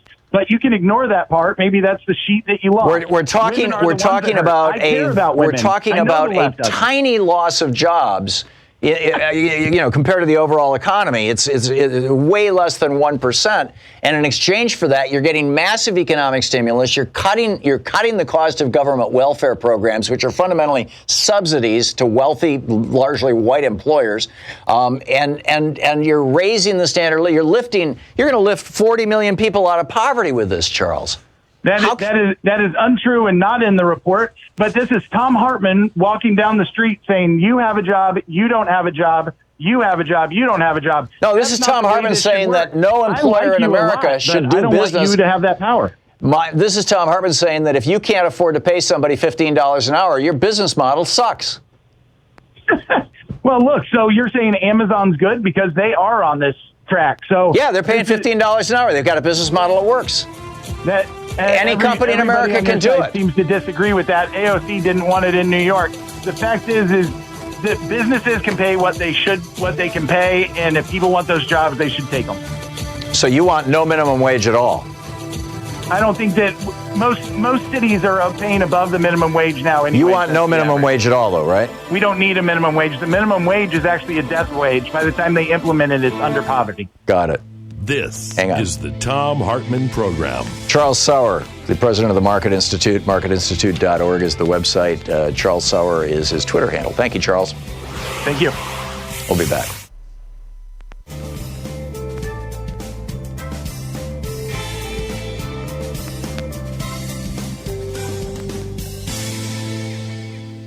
And welcome back. Victoria in Los Angeles. You want to try it again, Victoria? Sure do. What's up? Okay, this is what I wanted to discuss. Earlier on the topic, we were talking about the origin of bias. And one thing that I never hear come up is that the Europeans, when you get back to Rome, had declared, after they got a hold to the Bible, had declared that black and brown people were heathens. Now, and then comes the point where once they were heathens, they spread this through the world like that. And that's how they were able to conquer. But the origins of this go back to the Bible by changing the word light to mean white and then revising the scriptures. And then up pops a European-looking savior who never existed. And I'm sorry, I'm a theologian. I study. There's no one named Jesus that really ever existed. But religion was used and compounded and placed on people and forced conversions. And that's how the spread of power began with the Europeans with all of this. There's never been anyone named Jesus to ever exist. But the usage and the mistranslation of the scriptures is the origin for all of this, and that's why you have Hoover. So when it comes to black and brown people, and we're discussing Guatemala, El Salvador, and all of that, believe it or not, Tom, the reason why these people are treated bad, and then you have the African Americans treated bad, is because the Europeans know that at a certain period of time, the one who the world calls Jesus would have to show up. Well, that would be about now. So when you bring it up to time, you have Hoover looking for calling MLK the Black Messiah. Well, nobody really asked, why was he calling him the Black Messiah? It's because Christianity, and I'm not a Christian, they knew that at a period of time, that man would have to pop up. So that man could pop up because of the slavery travels, because of this. They knew that that man had to pop up somewhere in the Americas. So when you get to these black men and brown men being gunned down, I know it sounds crazy to people, but the reason behind that is because they are looking for the Messiah. That's why they're so emboldened, because they know they got away with putting that man on the cross before, and it's a cover-up. It's a huge cover-up. And what it is, it's a religious dogma disguised in a judicial system. And that's what this is about. Okay, So, let me somewhat agree with you. The issue of whether Jesus was a real person or not is something that is still being debated in theological circles. But the way, for example, the way that Donald Trump has taken the dog whistle racism that was used by basically every Republican who ran for president since Richard Nixon, the way that he took that and turned it into a bullhorn. The Mormon Church took what you're talking about and turned it into a bullhorn when they came out with, when Joseph Smith found the golden plates and translated them with his magic glasses, from the angel Moroni, and said that the mark of Cain, which God put on Cain after he killed his brother Abel and cast him out, right? That the mark of Cain was blackness. And that's why up until the 1980s, when the law required them to, I believe it was the 80s, the Mormon Church refused to allow black people to become priests, which is what the male head of household of every Mormon family is. They're considered a priest. Right. So this is making the implicit explicit, and what that does is it blows up the argument for the implicit being not existing. People who said, "Oh no, that's not dog whistle, racism that Nixon was doing." Well, now you can see Trump doing it. Oh yeah, I guess it was. Oh no, it wasn't. The implicit, white supremacy in the Bible. No, it was. Victoria, thank you for the call. We'll be back.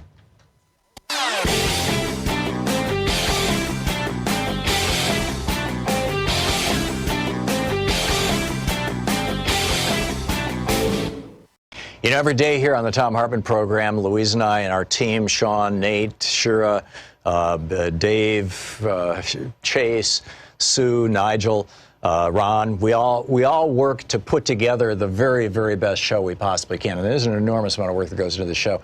And one of the things that comes out of that is a lot of content, a lot of specific information that we go through and we dig out and, we want to share with you.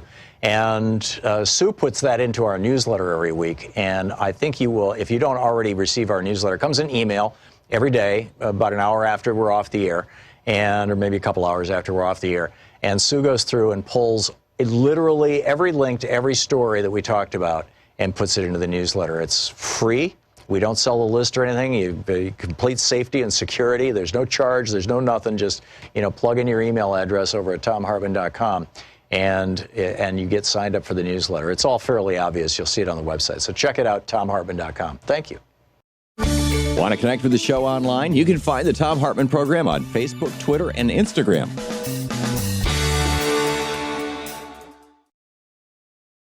Welcome back. Okay, so I get an email from Donald Trump here.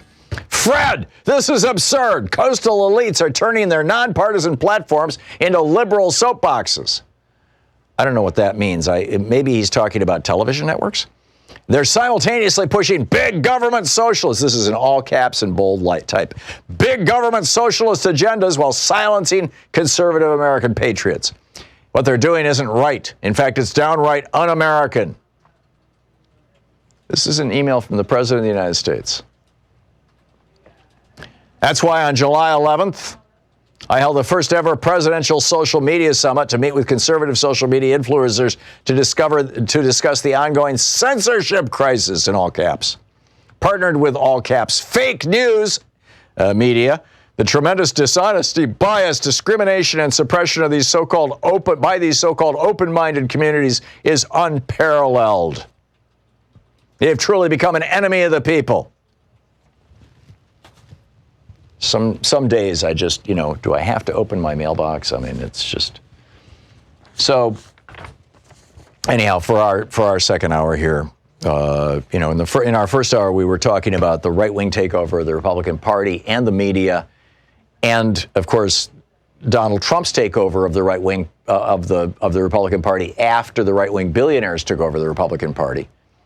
How has this changed not just the GOP and the media, although, feel free to answer that, but how has it changed America? The big thing that I'm noticing is that what was implicit has become explicit. That what was once hidden has become visible. That, with Richard Nixon and Ronald Reagan and George Herbert Walker Bush, it was dog whistle politics, dog whistle racism. A dog whistle is something not everyone can hear. So they would blow the whistle. They would make a comment that the racists all knew was racist, but everybody else didn't know. Now Trump has made it explicit. He just says it out loud. Go back to where you came from, right? Which is an old racist phrase. It's a slur that white people yell at people of color and have forever, throughout my lifetime certainly. And I'd say probably going back 400 years on this continent. And what that does is that influences impressionable young minds. That helps recruit racists. That helps build racism. It doesn't just activate the existing racists, like dog whistle racism is. This is bullhorn racism. And now, on top of that, we've got conservatives who are doing bullhorn economics. Of saying, oh, no, it's a wonderful thing that you're only making $7 an hour. That's a marvelous thing for America. You're listening to the Thom Hartmann Program. Call 202-808-9925. It's like, just keep on picking that cotton and keep praying to Jesus, because someday you'll be happy in heaven. Really? I mean, is this the sales pitch that the Republicans think we're going to buy?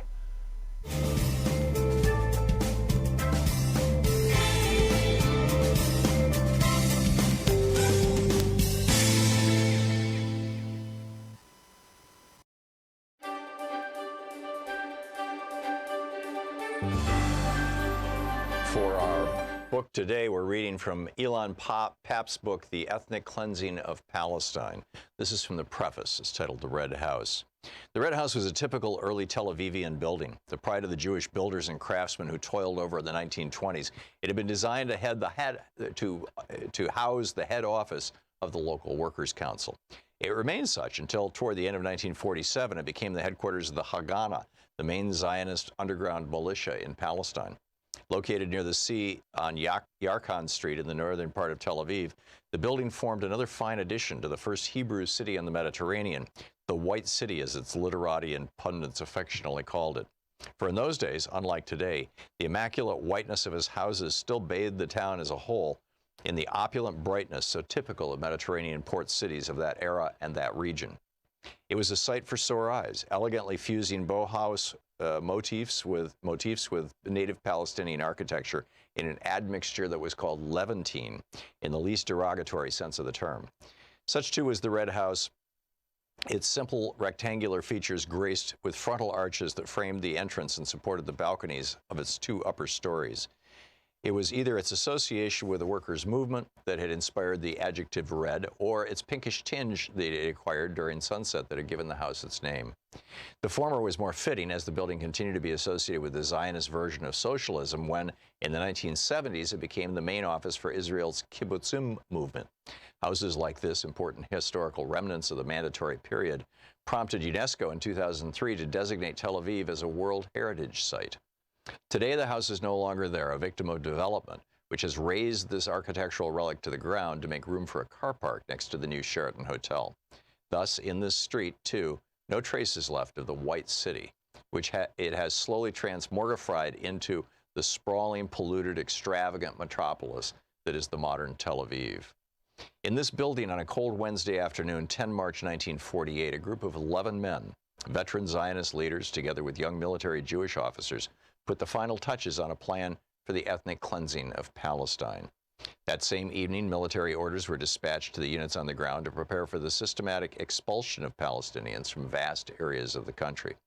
The orders came from a detailed description of the methods to be employed to forcibly evict the people: large-scale intimidation, laying siege to and bombarding villages and population centers, setting fire to homes, properties, goods, expulsion, demolition, and finally planting mines among the rubble to prevent any of the expelled inhabitants from returning.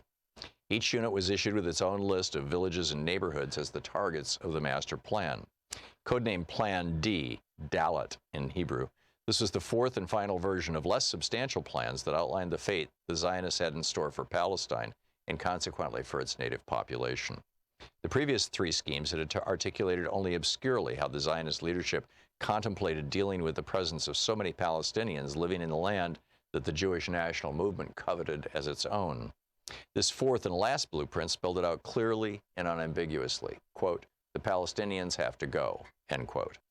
In the words of one of the first historians to note the significance of that plan, Simcha Flapan, the military campaign against the Arabs, including the conquest and destruction of the rural areas, was set forth in the Haganah's Plan Dalet. The aim for the plan was in fact the destruction of both the rural and urban areas of Palestine. As the first chapters of this book will attempt to show, this plan was both the inevitable product of the Zionist ideological impulse to have an exclusively Jewish presence in Palestine, and a response to developments on the ground once the British cabinet had decided to end the mandate. Clashes with local Palestinian militias provided the perfect context and pretext for implementing the ideological vision of an ethnically cleansed Palestine. The Zionist policy was first based on retaliation against Palestinian attacks in February of 1947, and it transformed into an initiative to ethnically cleanse the country as a whole in March of 1948. Once the decision was taken, it took 6 months to complete the mission. When it was over, more than half of Palestine's native population, close to 800,000 people, had been uprooted. 531 villages had been destroyed, and 11 urban neighborhoods had been emptied of their inhabitants. The plan decided upon on 10 March 1948, and above all its systematic implementation in the following months, was a clear-cut case of ethnic cleansing operation regarded under international law today as a crime against humanity. After the Holocaust, it has become impossible to conceal large-scale crimes against humanity. Our modern communication-driven world, especially since the upsurge of electronic media, no longer allows human-made catastrophes to remain hidden from the public eye or to be denied. And yet one such crime has been erased almost totally from the global public memory: the disposition of the Palestinians in 1948 by Israel. This, the most formative element in the modern history of the land of Palestine, has ever since been systematically denied and is still today not recognized as an historical fact, let alone acknowledged as a crime that needs to be confronted politically as well as morally. Ethnic cleansing is a crime against humanity, and the people who perpetrate it today are considered criminals to be brought before special tribunals. It may be difficult to decide how one ought to refer to or deal with in the legal sphere those who initiated and perpetrated ethnic cleansing in Palestine in 1948, but it's impossible to reconstruct their crimes. Anyhow, it continues the ethnic cleansing of Palestine. Want to connect with the show online? You can find the Thom Hartmann Program on Facebook, Twitter, and Instagram.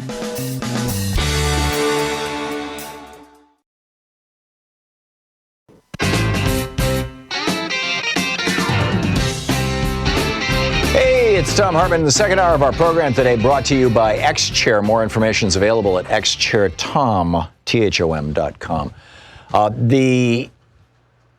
The Department of Justice, this is amazing. I mentioned in the first hour when I was talking about how Tucker Carlson said that the greatest gift to black people ever was the creation of the United States of America. Because slavery was such a great thing, apparently. Eric Garner's killer, Daniel Pantello, a New York City cop, the Civil Rights Division of the Justice Department recommended prosecuting him for killing Garner. Now, Eric Garner, of course, was killed for selling loose cigarettes on the streets in New York. Jeffrey Epstein is really lucky that he was only, raping young girls instead of selling loose cigarettes. But today or tomorrow maybe it is, the statute of limitations runs out. Tomorrow will be the 5th anniversary of his death, Eric Garner's death. And so they had to make that prosecution decision today. And the Department of Justice wanted to prosecute this police officer.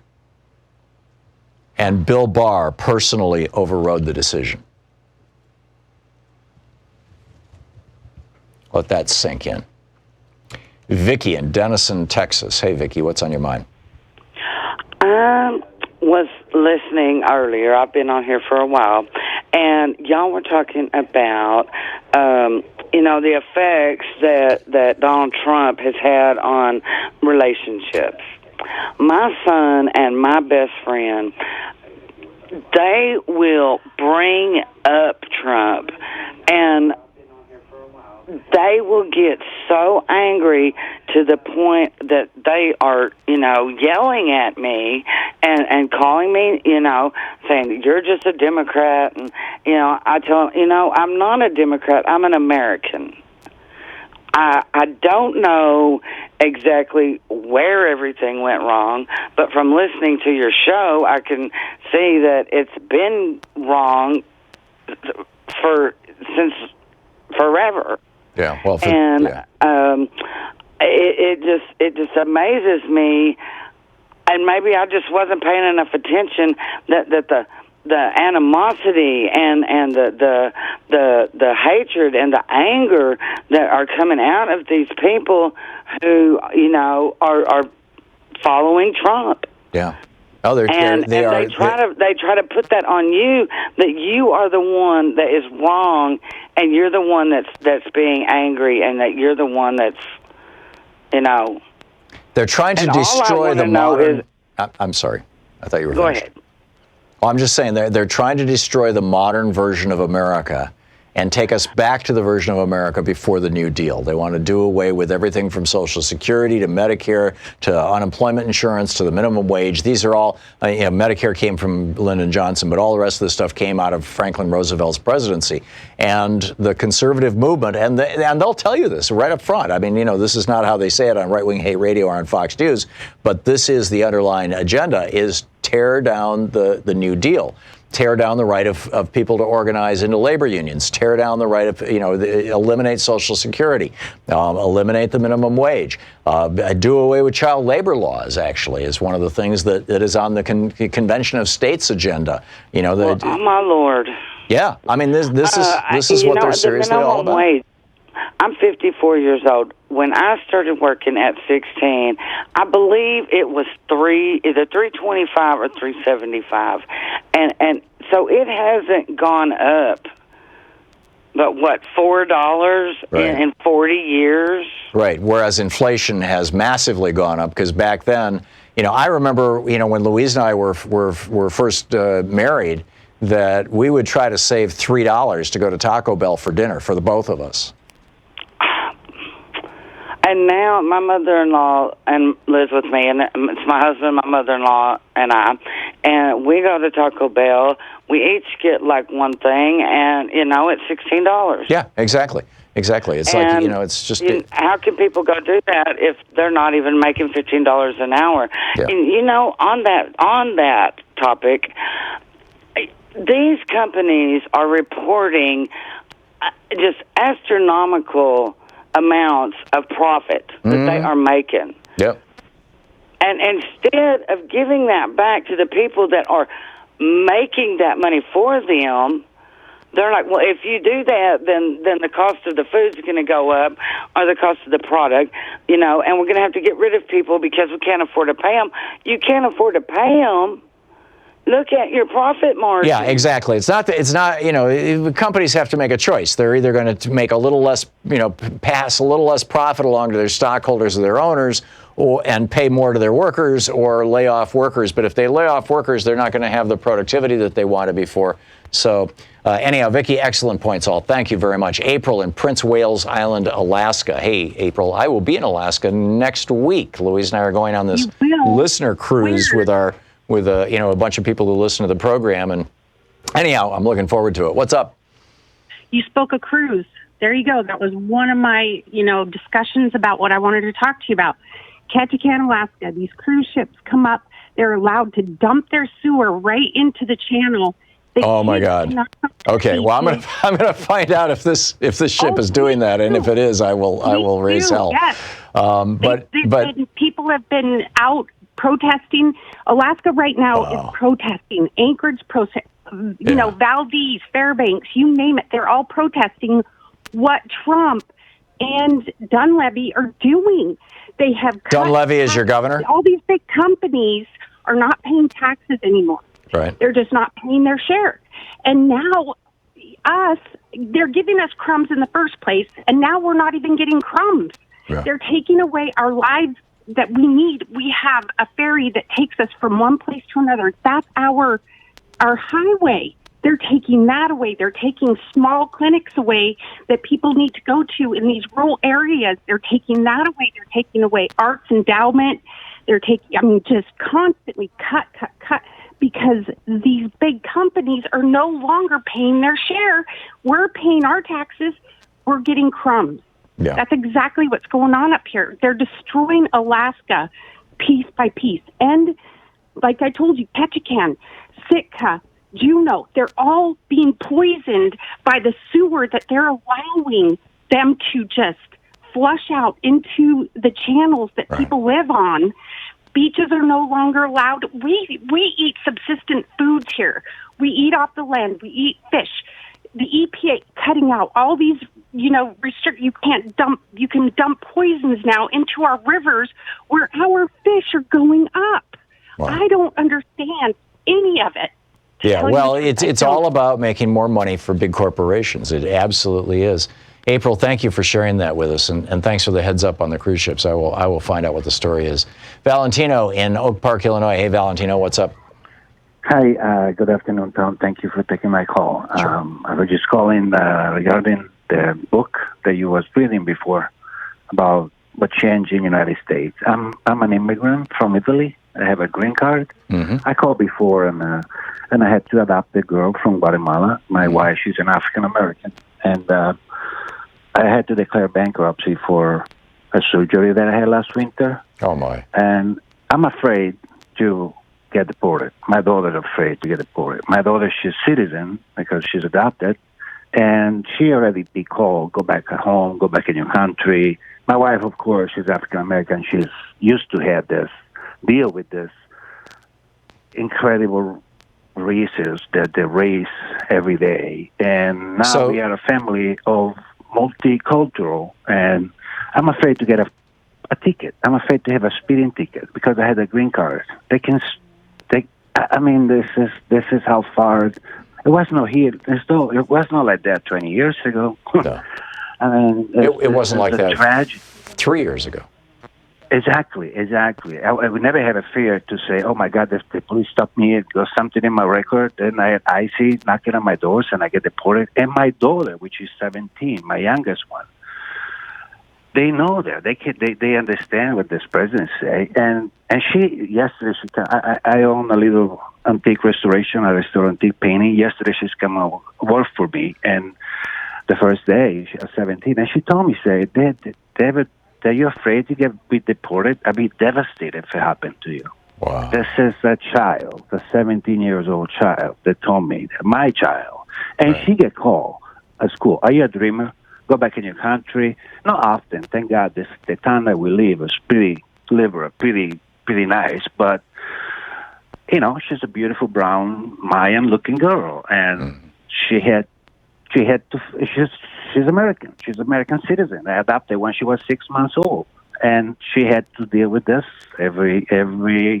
Now she had to face that. And my wife said you had to study harder because even my wife, she's a teacher. She's an English teacher in high school. She's an African American. On the phone, she can have any credit because she speaks perfect English. She had red luck. If she show up in person, they have a lot of problems. They don't give her the loan, or they give a very bad loan. Right. This has happened, and I'm afraid. I mean, I have a green card. I have a letter from the bankruptcy thing from the Justice Department. I scared. I said, what happened? Wow. They post a law and they send me back home, which, I mean, it would be unfair. How long have you been here, Valentino? 22 years. 22 years. And I have my business for 22 years, and I'm afraid now, the green card. like I never be before. I get it. Valentino, I got to run, but thank you. Thank you for sharing your story. You're listening to Thom Hartmann. Visit ThomHartmann.com for audio and video archives. I am so sorry to hear that. That's, We'll be back. Doug Christian's going to drop by with the news of the day from Talk Media News in about 4 minutes.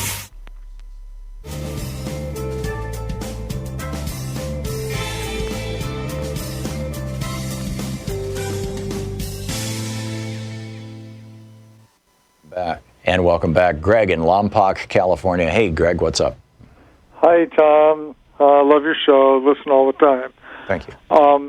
Apropos of Trump's effect on America,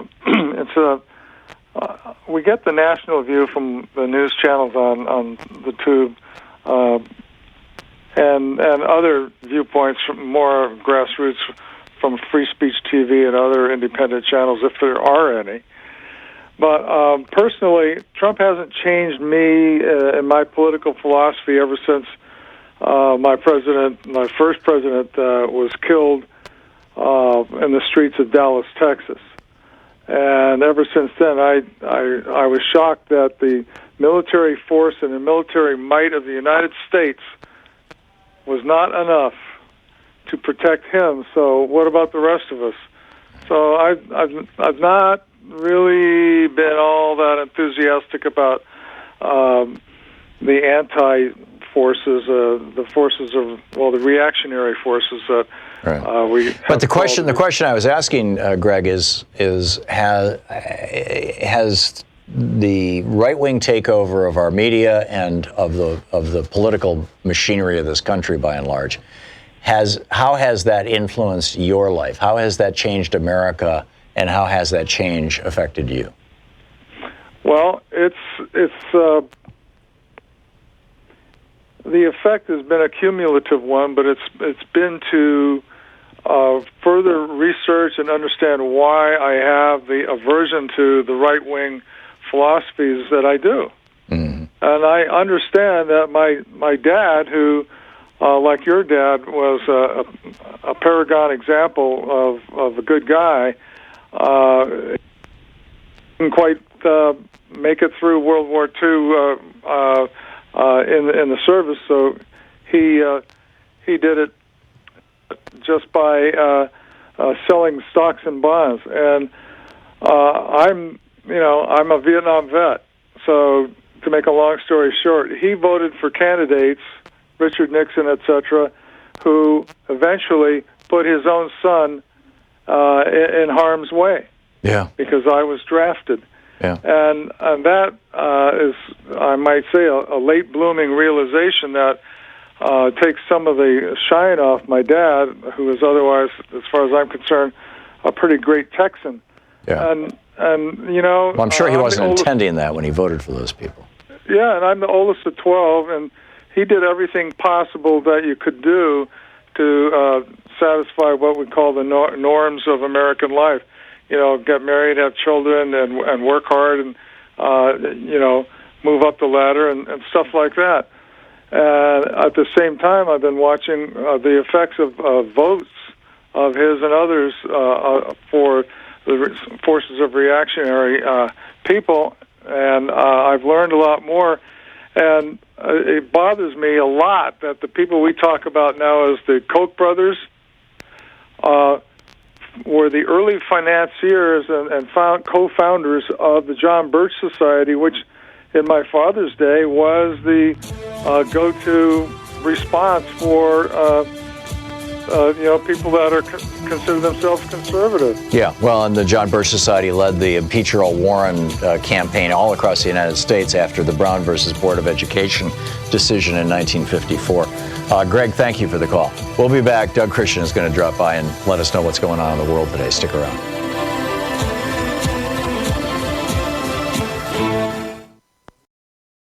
You know, every day here on the Thom Hartmann Program, Louise and I and our team, Sean, Nate, Shira, Dave, Chase, Sue, Nigel, Ron, we all work to put together the very, very best show we possibly can. And there's an enormous amount of work that goes into the show. And one of the things that comes out of that is a lot of content, a lot of specific information that we go through and we dig out and, we want to share with you. And Sue puts that into our newsletter every week. And I think you will, if you don't already receive our newsletter, it comes in email every day, about an hour after we're off the air, or maybe a couple hours after we're off the air. And Sue goes through and pulls literally every link to every story that we talked about and puts it into the newsletter. It's free. We don't sell a list or anything. You complete safety and security. There's no charge. There's no nothing. Just, plug in your email address over at thomhartmann.com. And you get signed up for the newsletter. It's all fairly obvious. You'll see it on the website. So check it out, thomhartmann.com. Thank you. Want to connect with the show online? You can find the Thom Hartmann Program on Facebook, Twitter, and Instagram.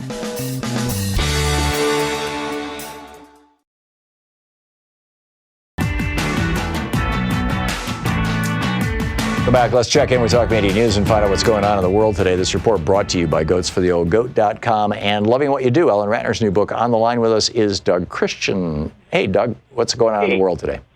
How you doing? Good. Well, there's a lot going on these days, and of course, we have to talk about the squad.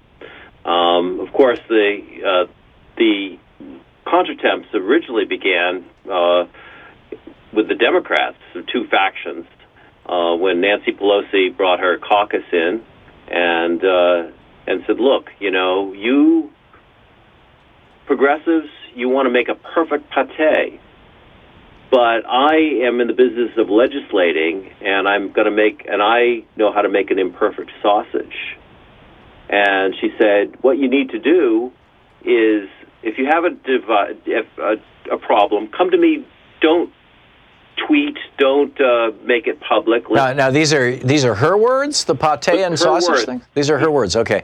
And my understanding was the thing that triggered this was that AOC's chief of staff, this 33-year-old guy, I'm forgetting his name, tweeted something trashing a Democratic member of the House of Representatives who was part of the Blue Dog Caucus, basically, calling him a Republican in Democratic clothing. And that's what Pelosi was objecting to. And I actually understand that. Are you saying that There was some other origin to this? No, that's exactly right. And there was another part of this too, and that is that the AOC's chief of staff and perhaps AOC had been not only going after Blue Dog Democrats, but also members of the Congressional Black Caucus, and actually threatening to put resources into primary some of these people, such as Lacey Clay from Missouri. Right, but Lacey Clay was a member of either the New Dems or the Blue Dog. I mean, Lacey Clay was a conservative who was African American, right?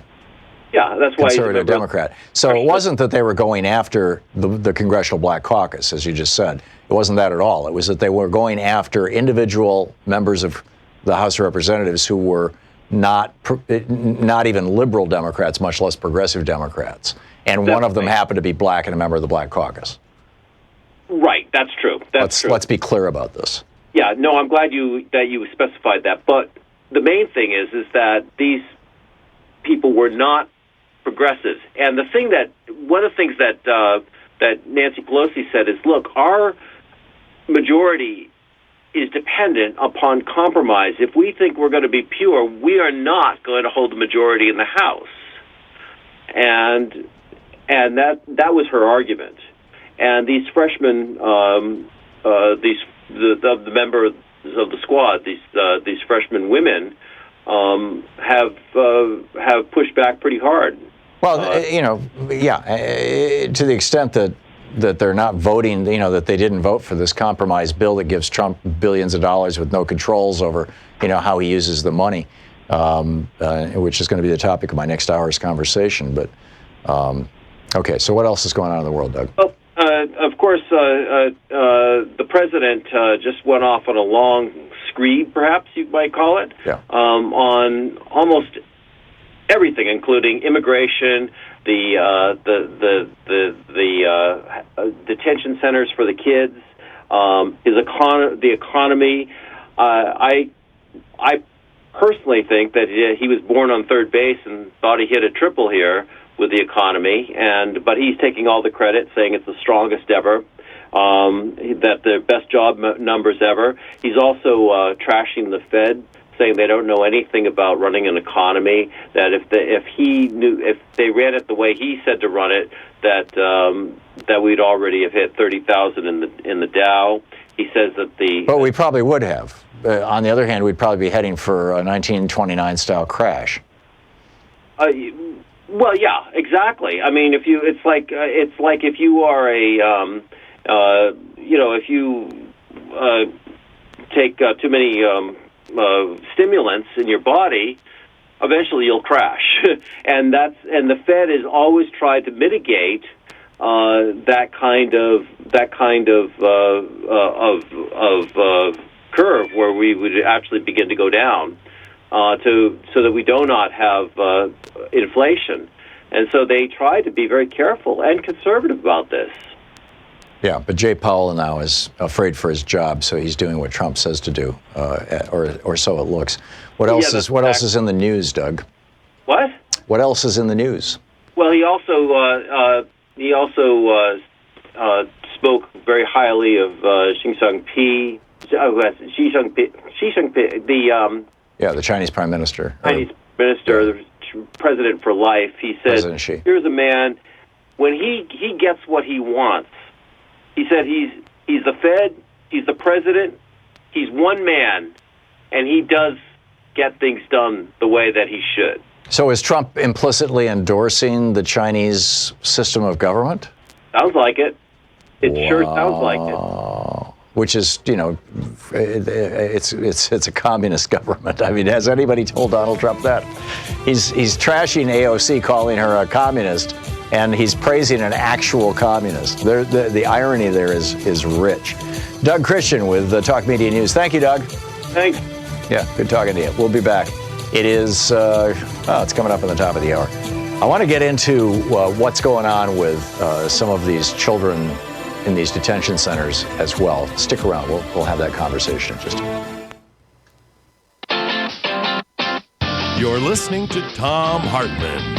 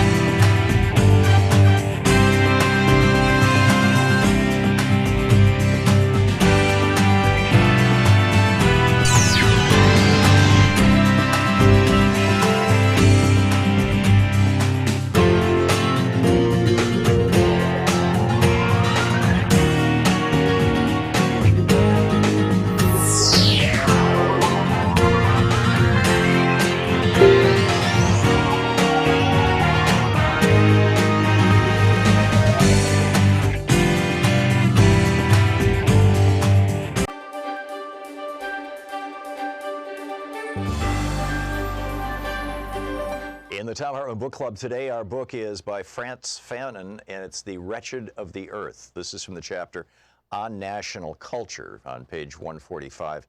It sort of reads like Thomas Paine, actually. Each generation must discover its mission, fulfill it, or betray it in relative opacity.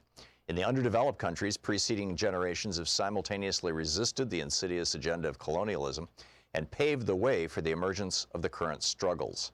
Now that we are in the heat of combat, we must shed the habit of decrying the efforts of our forefathers or feigning incomprehension at their silence or passiveness. They fought as best they could with the weapons they possessed at the time, and if their struggle did not reverberate throughout the international arena, the reason should be attributed not so much to a lack of heroism, but to a fundamentally different international situation. More than one colonized subject had to say, "We've had enough." More than one tribe had to rebel. More than one peasant revolt had to be quelled.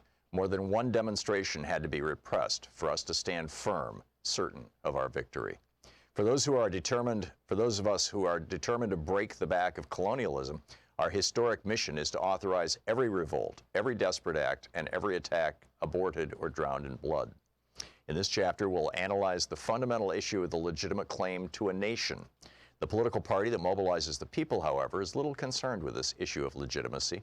Political parties are concerned solely with daily reality, and it is in the name of this reality, in the name of this immediacy which influences the present and future of men and women, that they make their call to action. The political party may very well speak of the nation in emotional terms, but it is primarily interested in getting the people who are listening to understand that they must join in the struggle if they quite simply want to exist. We now know that in the first phase of the national struggle, colonialism attempts to diffuse nationalist demands by manipulating economic doctrine. At the first sign of a dispute, colonialism feigns comprehension by acknowledging with ostentatious humility that the territory is suffering from serious underdevelopment that requires major social and economic reforms. And it is true that certain spectacular measures, such as the opening of work sites for the unemployed here and there, delay the formation of a national consciousness by a few years. But sooner or later, colonialism realizes it is incapable of achieving a program of socioeconomic reforms that would satisfy the aspirations of the colonized masses. Even when it comes to filling their bellies, colonialism proves to be inherently powerless. The colonial state very quickly discovers that any attempt to disarm the national parties at a purely economic level would be tantamount to practicing in the colonies what it did not want to do in its own territory.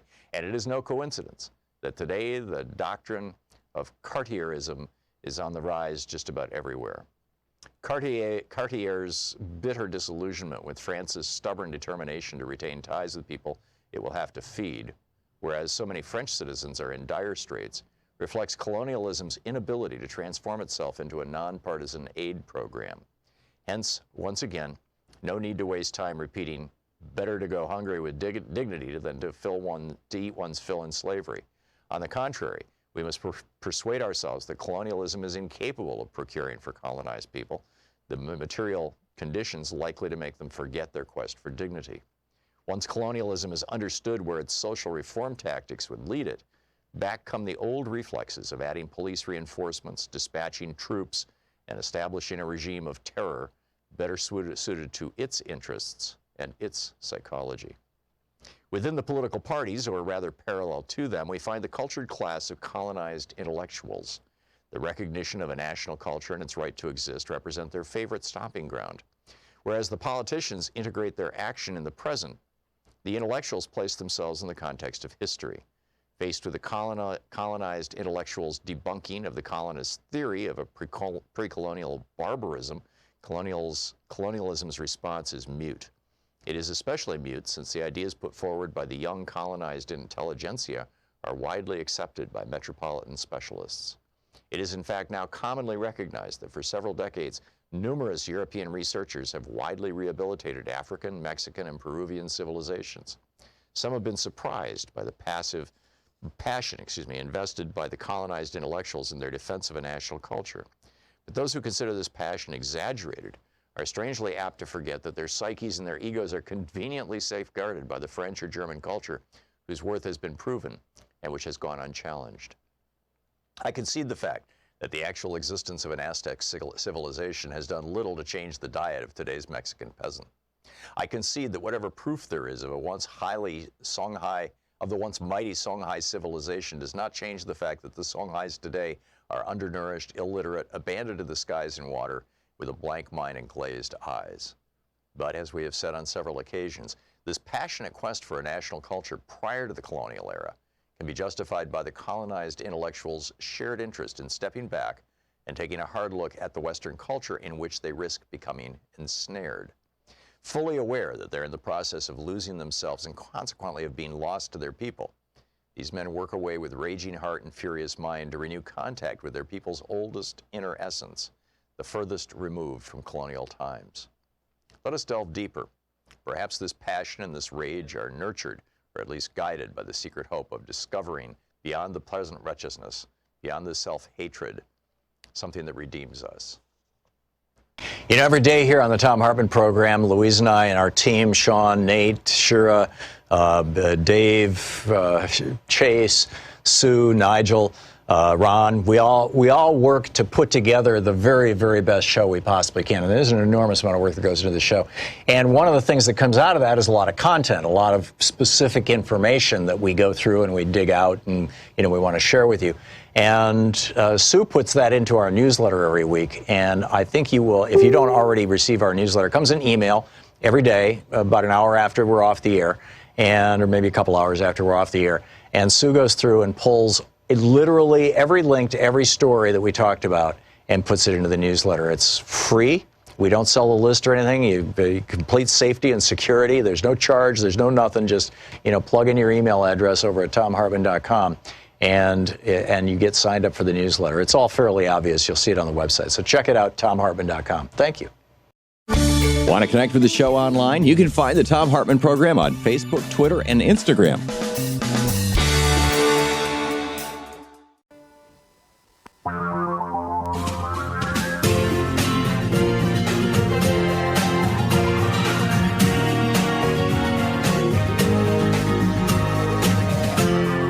This is the Thom Hartmann Program. Welcome back. Thom Hartmann here with you. Wow. I want to talk about in this hour. In our first hour, we were talking about Trump and racism and Tucker Carlson saying the creation of America was probably the greatest gift given to black people in 3,000 years and stuff like that.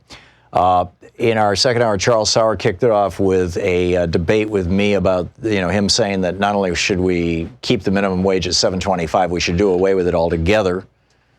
You can imagine how that went. I want to get in this third hour, I want to change the topic here to the impact. What is the impact of Trump sweeping Americans into his concentration camps? I mean, we've already figured out the impact of his sweeping, asylum seekers, refugees into his concentration camps. But it turns out that ICE is, this is bizarre. This is from today's New York Times, for example. Ms. Nutzi is a cheerful white woman who spent her childhood in Ocala, Florida, and had been an elementary school secretary in Gainesville for 20 years. Now, you get this. She's not Hispanic. She's not black. This is a white woman, right? There's a lot of white people in America who are sitting around going, well, it's a terrible thing that's going on there with those Hispanic people and, Donald Trump telling black women that they should go back to Africa and stuff like that. But I'm a white guy, so I got all this privilege and I'm not worried. This is a white woman. Let me start over. Today's New York Times. Ms. Nutzi is a cheerful white woman who spent her childhood in Ocala, Florida, and has been an elementary school secretary in Gainesville for 20 years. In 2016, she voted for Donald Trump and was ecstatic when he won. A year later, her driver's license expired. Now, you will recall combined 9/11 hysteria and voter suppression. Now, when you get your driver's license renewed, you have to show up with your passport and your birth certificate and 3 letters from whatever it may be. So, Ms. Nutzi went to the Motor Vehicle Agency to get a new driver's license, and for the first time in her life, officials did not accept her birth certificate. I called to get a new passport, she said. She told the New York Times, and they told me to go to immigration. But why should I go to immigration? I'm not an immigrant. Then I called Homeland Security, and the woman on the other end of the line started laughing at me. It proved nearly impossible for Ms. Nutzi to extract herself from the ice machine. Here's another one. Davina Watson is a U.S. citizen who is 23 years old when ICE held him for more than 3 years. A New Yorker, he was eventually dropped off in Alabama with no explanation and no money. After he was released, Mr. Watson filed a complaint and a court awarded him compensation in 2016. The next year, the government appealed, and the next year an appeals court decided the statute of limitations for that complaint had expired while he was still in ICE custody. So they took his money away. U.S. citizens being held in the Trump detention and concentration camps. And not just U.S. citizens who look like they might have come from Mexico or who might have ancestors who came from Africa. U.S. citizens who might have ancestors who came from Germany or Spain. White people, are you listening? These people are out of control. Meanwhile, when they do release children from the ICE detention centers, this is what sometimes happens. And this is, a pretty damn shocking story. This is from NBCSanDiego.com, NBC News TV station in San Diego. A teenage girl and her father were released from the ICE detention center in El Paso, Texas. They were released into the custody of a family in Iowa. Right? You can come out and say, hey, send me some, immigrants. Apparently. Reading from the news report from NBC San Diego, this is the couple who took in this teenage girl and her father. The couple locked the minor girl, quote, in a room with a metal bed and bucket for bodily waste. And the husband of the couple, his name is Francisco Nicolas, allegedly raped her as his wife, quote, watched it happen from the door to the locked room. The girl told Sioux City police officers that Francisco Nicolas raped her several times the following morning. This is the first day they got there, right? ICE sent them to this family. They raped the girl. The following morning, she was raped several times, and then she managed to escape while her rapist was at work and his wife was sleeping. The girl told investigators that she, quote, went looking for someone who spoke Spanish to help her. Police found her a short time later, roaming the streets of Sioux City. Following the search of the couple's Sioux City home, police found 3 other Guatemalan citizens inside, as well as the girl's father. San Diego immigration attorney Andrew Nitor said, and I quote, this administration's policies have instilled fear to go to law enforcement. I suspect that this type of horrific case happens much more frequently because victims are afraid to report crimes. He added, instead of an orderly process for refugees that would include trying to find family members where they can reside or detaining them close to family so they can at least find legal counsel, DHS is detaining and sending them to remote facilities where there are no resources. Are you paying attention? Tucker Carlson last night on Fox News has, I attributed this quote to Tucker Carlson. I was in error. It was actually David Horowitz, who, was a guest on this program a couple of weeks ago until he hung up on me because I kept calling him out on his lies.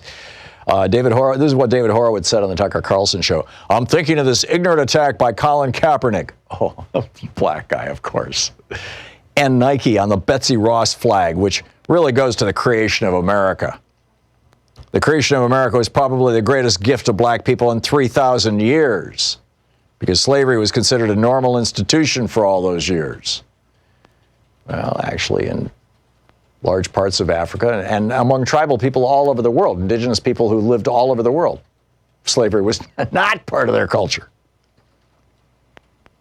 In particular, there's an extraordinary movie called The Gods Must Be Crazy. This was made like 20 years ago, and it's about the San people. The Kung people is how they say their names. And we used to call them the Bushmen of the Kalahari. In fact, there's a book called The Bushmen of the Kalahari.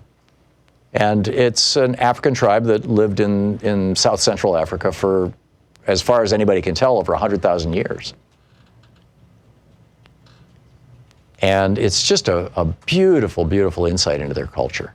If you haven't seen The Gods Must Be Crazy, I don't know if it's on Netflix or Amazon or where you find it. I rewatched it again, maybe 4 or 5 years ago.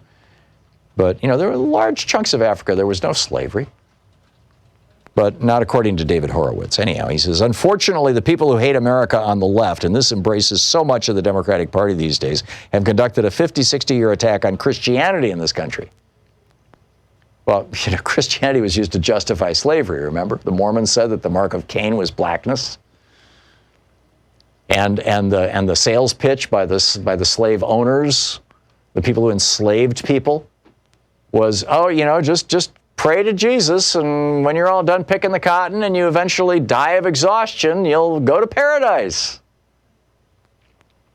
Anyhow, back to David Horowitz. Unfortunately, the people who hate America on the left, and this embraces so much of the Democratic Party these days, have conducted a 50, 60-year attack on Christianity in this country. They've driven prayer and religion out of the schools. The Democratic Party wants to do away with the Senate. They don't understand where our freedoms come from or what their nature is. Do away with the Senate? Where do our freedoms come from? Well, it turns out that Mike Pompeo has some thoughts on that. Mike Pompeo is trying to create a new human rights commission that will only certify rights that came from, quote, natural law and natural rights. Now, this is code language that's been used by homophobes and bigots and racists for years and years and years to say that women should not have equal position with men because the Bible doesn't specify that gay people should be, and the whole variety of LGBT people should be basically not just persecuted but prosecuted because of a couple of verses in the Bible. Honest to God, the Secretary of State this week formally announced Mike Pompeo, former Tea Partier, in the House of Representatives, elevated to Secretary of State, only slightly brighter than the stupidest president we've ever had, formally announced the creation of a commission on unalienable rights. He says that human rights advocates, he's specifically condemning the Universal Declaration of Human Rights from the United Nations. He says human rights advocates have created new categories of rights that blur the distinction between unalienable rights and ad hoc rights granted by government. Our commission will ground our discussion of human rights in America's founding principles. What were America's founding principles? Oh, yeah. Women are property of their husbands. They can't own land. They can't own property. They can't own anything. They can't sue in court.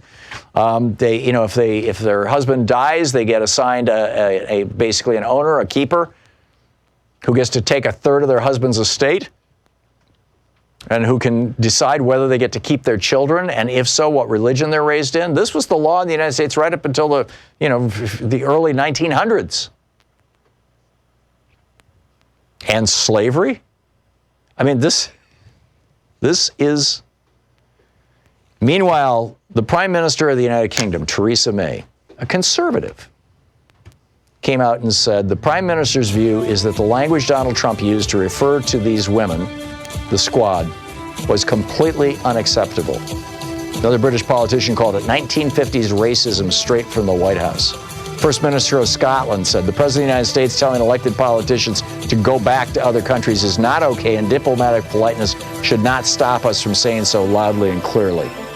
Mayor of London says, I've heard it from racists and fascists, never from a mainstream politician. This is the Thom Hartmann Program. What is the impact of Trump sweeping Americans into his concentration camp? What is the impact of the right-wing takeover of our media and our government?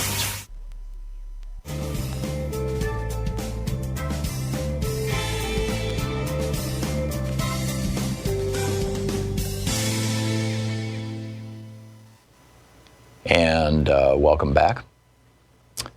Mary in Panama City, Florida. Hey, Mary, what's on your mind today? Hi, Tom.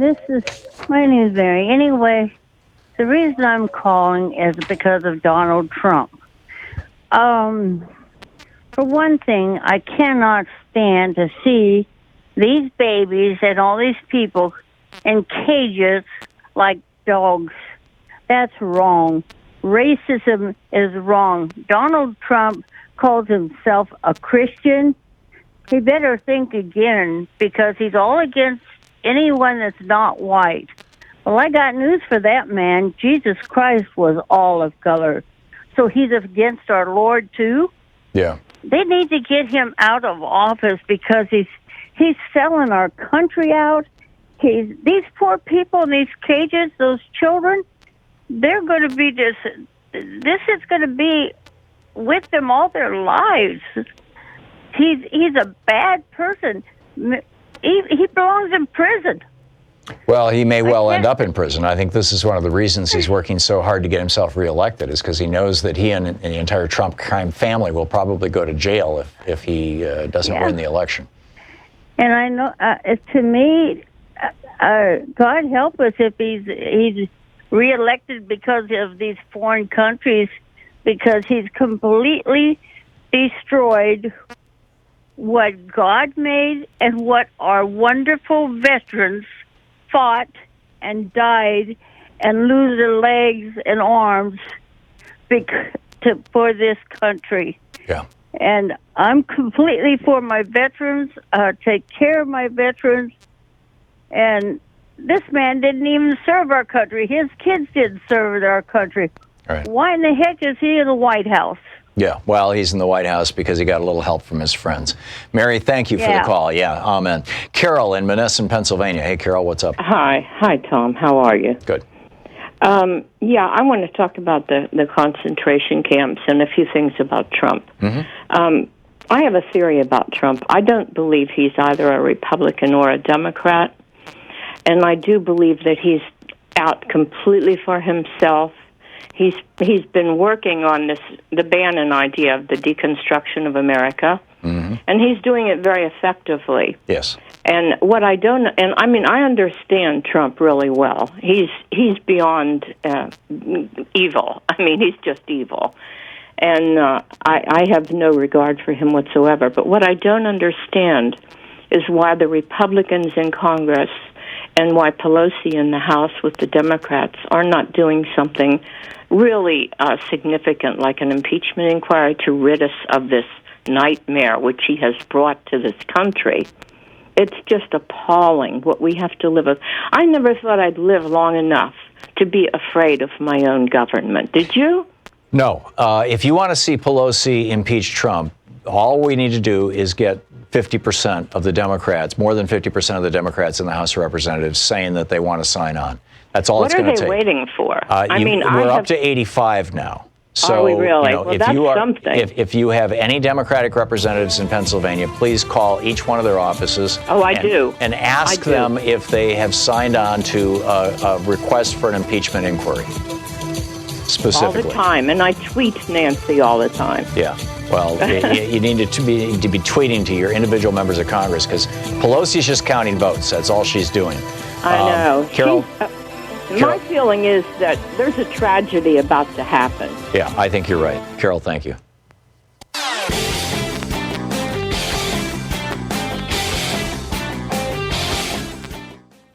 You know, every day here on the Thom Hartmann Program, Louise and I and our team, Sean, Nate, Shira, Dave, Chase, Sue, Nigel, Ron, we all work to put together the very, very best show we possibly can. And there's an enormous amount of work that goes into the show. And one of the things that comes out of that is a lot of content, a lot of specific information that we go through and we dig out and, we want to share with you. And Sue puts that into our newsletter every week. And I think you will, if you don't already receive our newsletter, it comes in email every day, about an hour after we're off the air, or maybe a couple hours after we're off the air.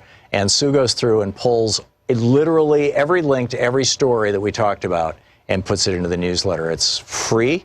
We don't sell a list or anything. You complete safety and security. There's no charge. There's no nothing. Just, plug in your email address over at thomhartmann.com. And you get signed up for the newsletter. It's all fairly obvious. You'll see it on the website. So check it out, thomhartmann.com. Thank you. Want to connect with the show online? You can find the Thom Hartmann Program on Facebook, Twitter, and Instagram.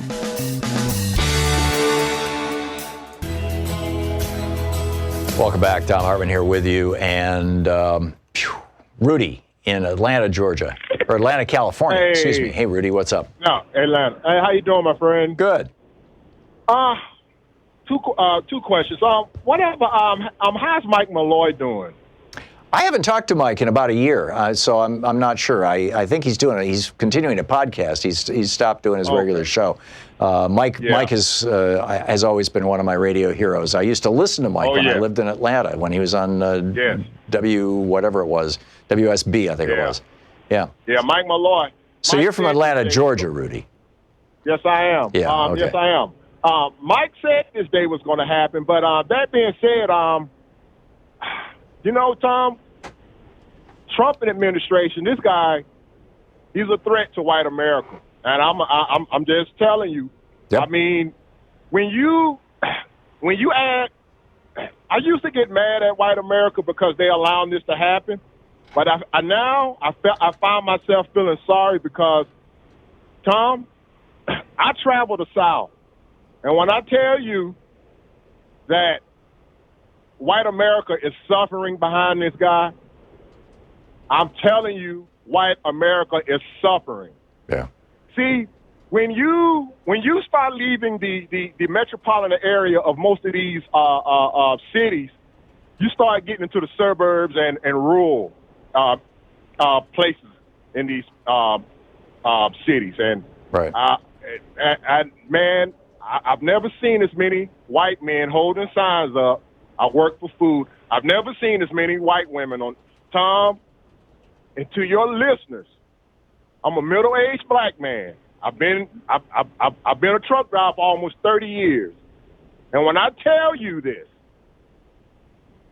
white America, you're in the crossroads, and you need to take a look at what this guy is doing to you socially. Yeah, Rudy, the Pastor Niemöller quote from Germany. First they came for the communists, and I wasn't a communist, so I didn't worry. Then they came for and finally he says, then they came for the Jews. I wasn't a Jew. Well, first Trump came for the Hispanics, and I wasn't a Hispanic. I was a white guy, so I didn't care. Then Trump came for the African Americans, and I wasn't an African American. I was a white guy, so I didn't care. Now he's coming for the white guys, right? I got it. Tom, I'm sorry. I mean, because from what I'm seeing from the media, how the media consolidation of the right, how they're handling media, what's being told and what's being said, I feel sorry. I really do feel sorry. Yeah, no, he is decimating rural America. Red state America is where most of the poverty is, Rudy. Rudy, thanks for the call. You're listening to the Thom Hartmann Program. Call 202-808-9925. We'll be back with more of the news of the day and your calls right after this.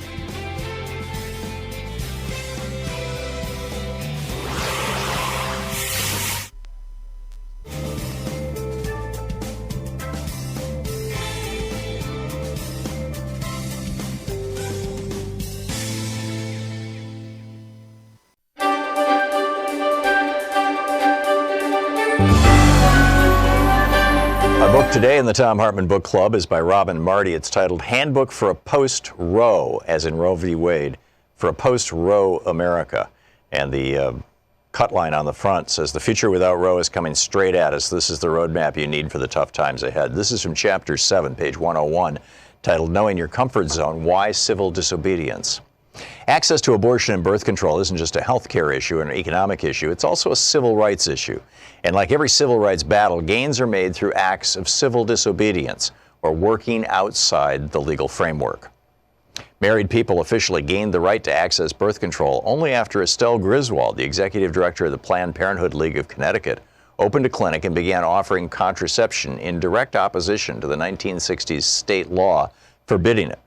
That right was extended to single people in 1972 after Bill Baird was arrested in 1967 for purposely flaunting the Massachusetts law and publicly providing contraceptives to an unmarried woman during a college lecture. The Clergy Consultation Service on Abortion spent much of the 1960s and early 70s prior to the Roe decision, assisting pregnant people in finding safe abortions either from legal or illegal providers throughout the country and across the borders. And there were groups like Jane's Collective that provided the service themselves, even at the risk of their own arrest. Today, people are highlighting a number of issues through acts of civil disobedience.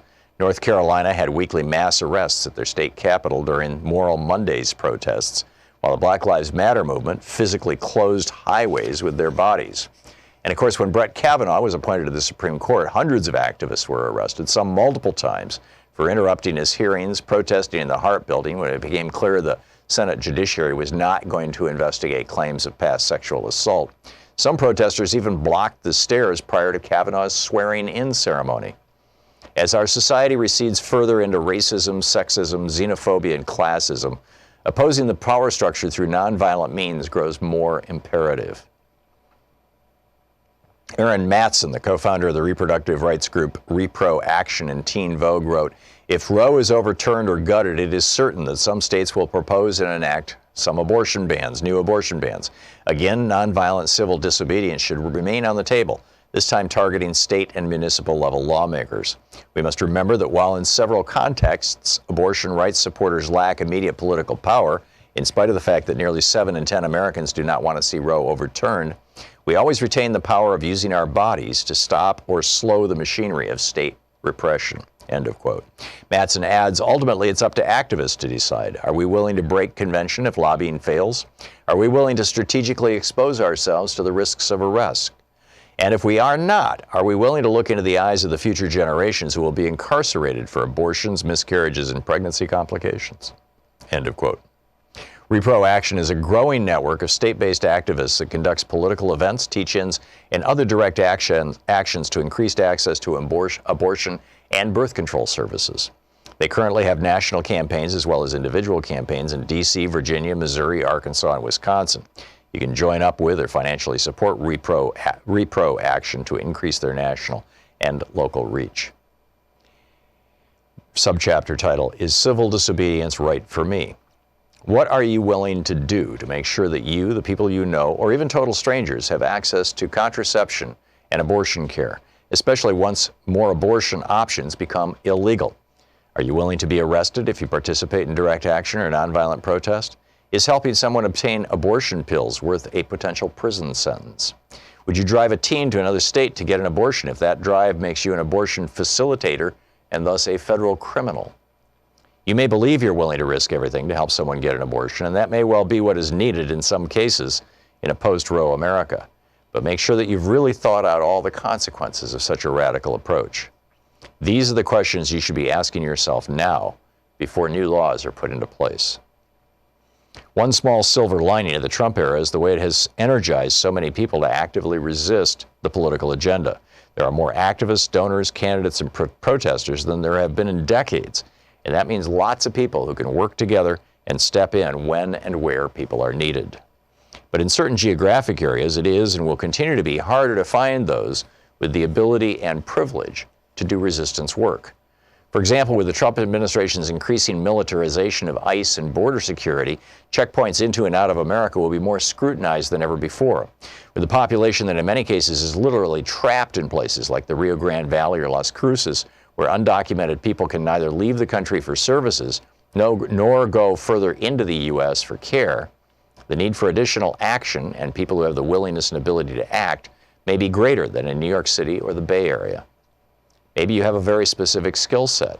You might be medically trained, have a legal background, or maybe you've done counseling or social work, or you're a member of the clergy. These are people who will add a lot of value to the movement, especially if it turns out civil disobedience is the right way to proceed. Ask yourself if you're the only person who can do the thing you're considering doing, or if there's a number of people like you who are planning to step up. Then ask yourself what sort of risk you may be running and how those factors balance out. It's almost impossible to be a solitary activist these days, but there are spaces where you can manage. Letter writing campaigns, social media campaigns, information distribution, and fundraising can all be accomplished in a fairly solitary environment. Handbook for a Post-Roe America. Want to connect with the show online? You can find the Thom Hartmann Program on Facebook, Twitter, and Instagram.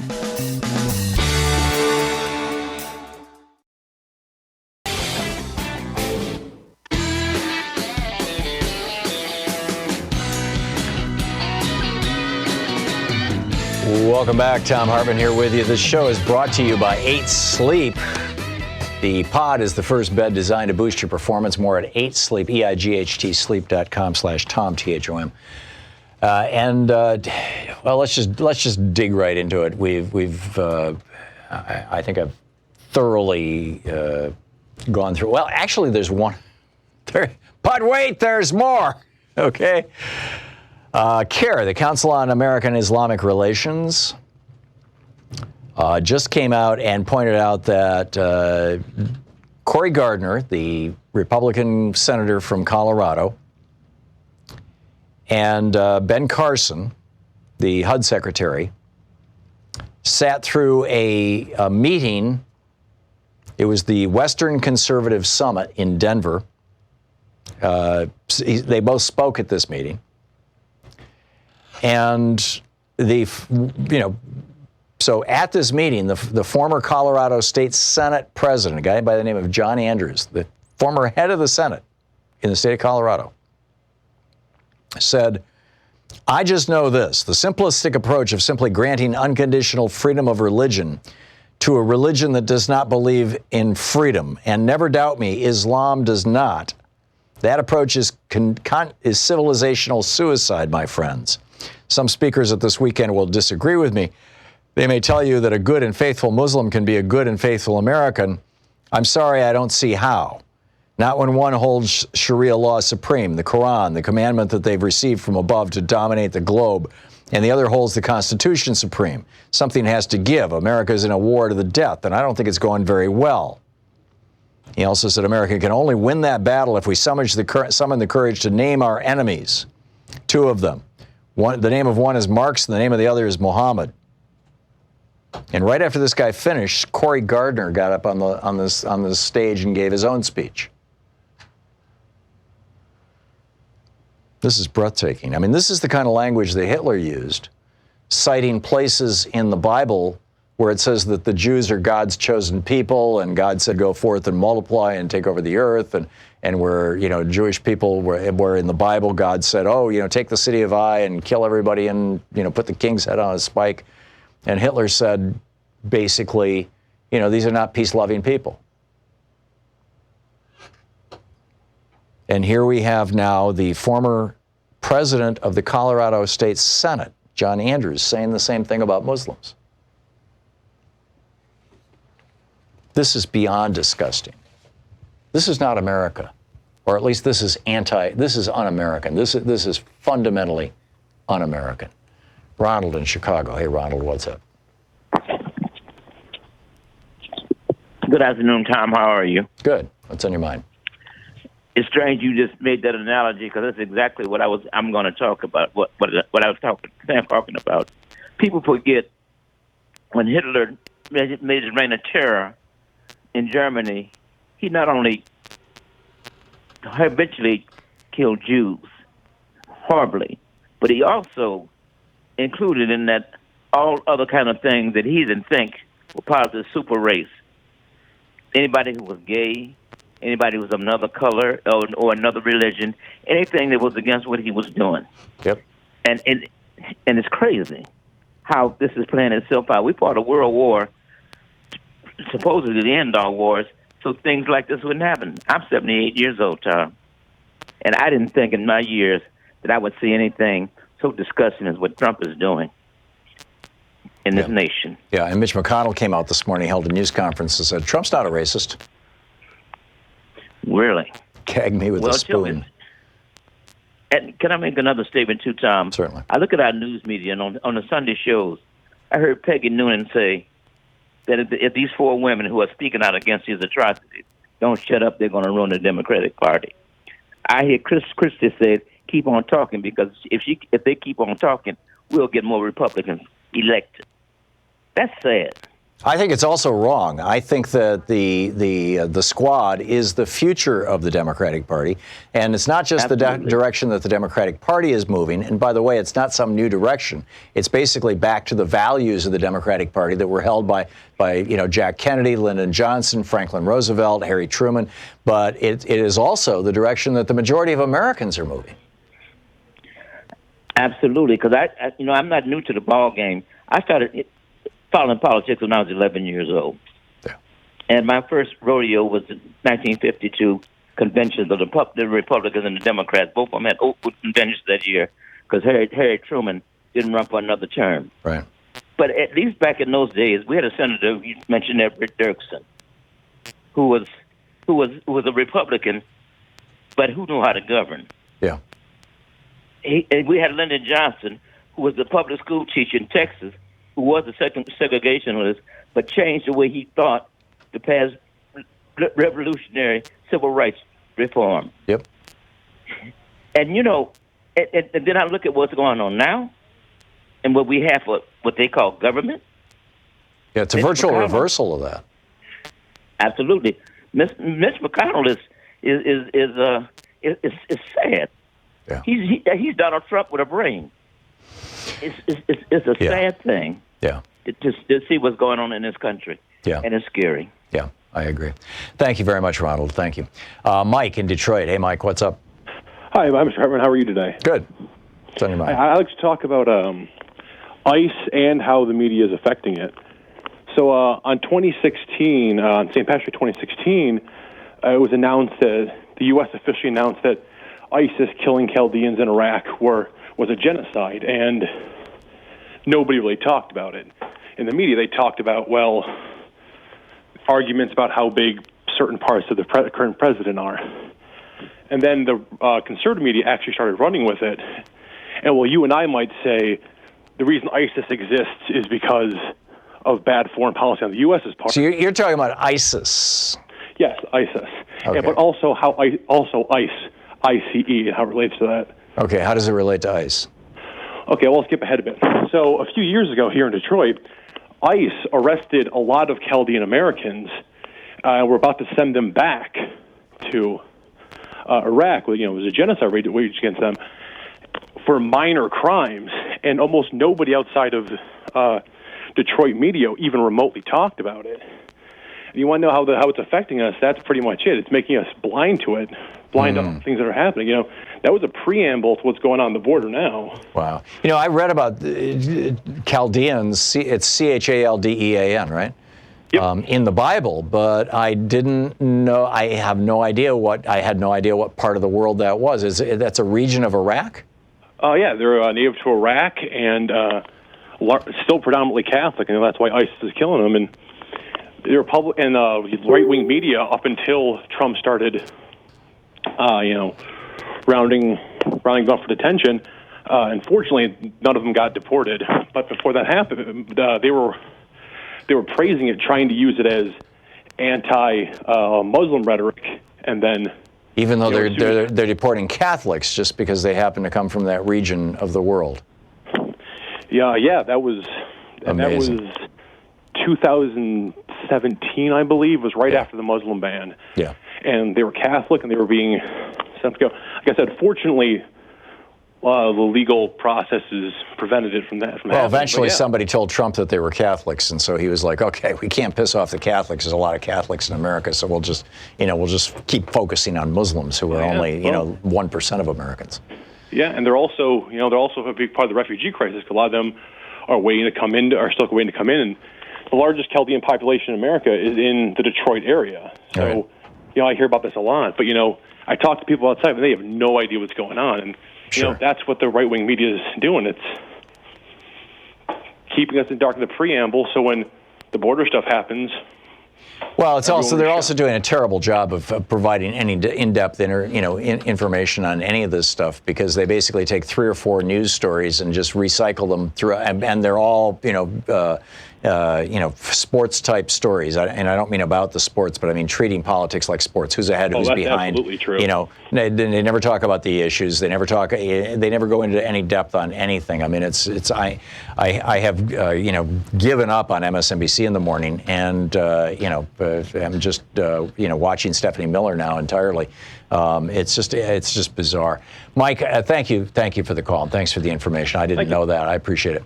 Lois in Sacramento, California. Hey, Lois, what's up? Hi. Hey. Tom. Yeah. You're on the air. I think you're brilliant. Thank you. I love the show. I've been listening. I've been telling my friends. Well, good. That's really important. We need to build our audience. All progressive media needs to build its audience. So what's on your mind, Lois? What's on my mind is I'm from the Midwest, so I've been subjected to a lot of things here in California that didn't go on there. And I'm noticing dealing with Hispanic people, which, of course, I didn't do much in the Midwest at the time. But I'm noticing that they're having really big problems with African Americans. And, if they get a position, they always try to give you problems. I walk in a store that I patronize quite a bit, and this Hispanic man followed me through the store like he thought I was going to steal. I was really disappointed. My husband has a problem on his job with his boss who's Hispanic, and I'm hearing from a lot of African Americans how the Hispanic people are just giving them problems at any level they can. And I realize that people at the top want people to scrap with each other, the people at the bottom. Yeah. But I just don't know. What is your take is what I would like to know. I think that when we live in an environment where people are pitted against each other. Yeah, exactly, where racial conflict is being encouraged and in fact is policy for an entire political party, that we shouldn't be surprised when racial conflict pops up in our workplace. And we used to march with each other. Yeah. I was young then, but, it existed. Yep. And we had a better bond. It's like every chance they get, it's something. Yeah, I'm sorry to hear that, Lois. I'm really disappointed. I realize how racist California is. I mean, the country is, but they're sneaky here. I'm from the Midwest. People would let you know more, like the South. I don't care for you. Yeah. It's a polite racism. I get it. Lois, thank you for sharing that story. This is just the unfortunate consequence. Nobody is spared. When everything is changed, nothing is changed. Lois, thank you for the call. To paraphrase You're listening Bill to Meyer. Thom Hartmann. Visit ThomHartmann.com for audio and video archives. To quote from Milton Mayer's book, they thought they were free. That's a whole other story. We'll be back with more of your calls.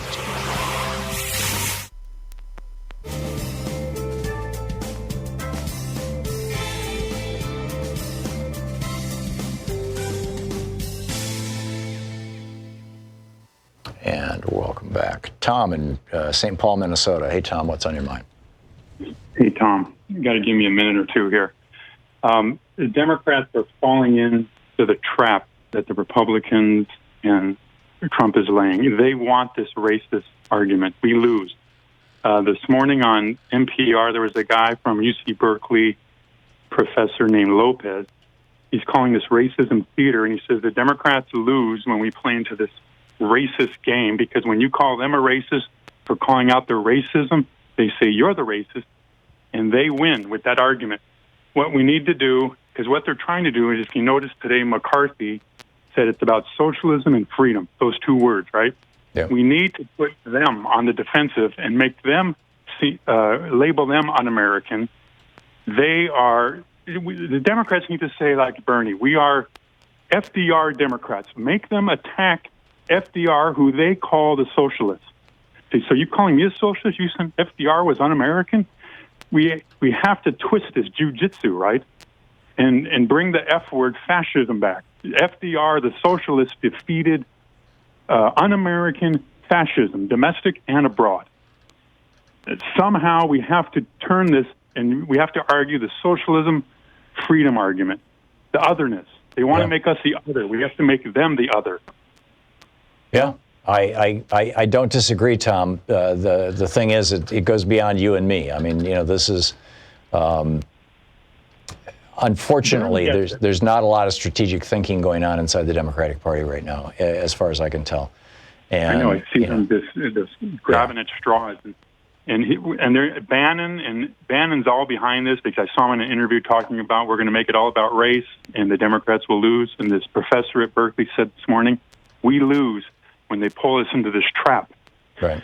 And well, at least lose the white vote. I mean, it's just there's enough white people who are at their core racist or who just don't want to even have a conversation that they run away from that. Tom, your point is well taken. Yeah, they're putting them on the defensive. We have to put them on the defensive to make them un-American. I agree. I absolutely agree. Yeah. I absolutely agree. Thank you. James in Spokane, Washington. Hey, James, what's up? Hey, Tom, your show, you guys really make me smile happily at times. Thank you very much. You're welcome. I'll say to you, Nam Yoho Renga Kyo, and I will say to you also, every day in every way we're getting better and better. Okay. So you're asking about Republicans and if we'll recover from what's going on. And as you know, what they're doing is bruising. I mean, and you ameliorate it, but you can't erase it. What's being done at the border, they're traumatizing these children. They're making them either non-productive or counterproductive, most of them, for life. It is everybody's pain. And I mean, it's further proof of the insanity of these billionaires. They're generating that. They've created a laboratory there for a super bug that's going to pandemic or epidemic, and they don't discriminate. It doesn't discriminate, and you know that. I'd like also to say to these Christians, there's probably a weight limit on the what do they call it, where they transition up into the sky. You know what I mean? What I'm talking about? No. Oh, you know the Christians are hoping at the end that. Oh, the rapture. Yeah. Yes, exactly. There's a weight limit on that. What are you saying? Fat people can't go to heaven? Well, I would like to think fat billionaires at least. Oh, I see. Based on the amount of money you got. Yeah, okay. I'm with you on that. James, thank you for the call. I was like, oh, wait a minute. What's this? We'll be right back. It's coming up. Well, it's 10 minutes before the hour. Stick around.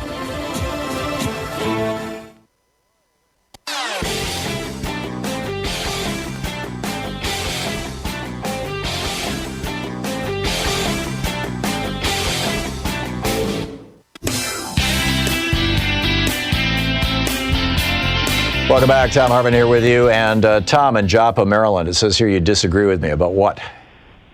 Hey, good afternoon, I should say. I appreciate you taking time to take my call.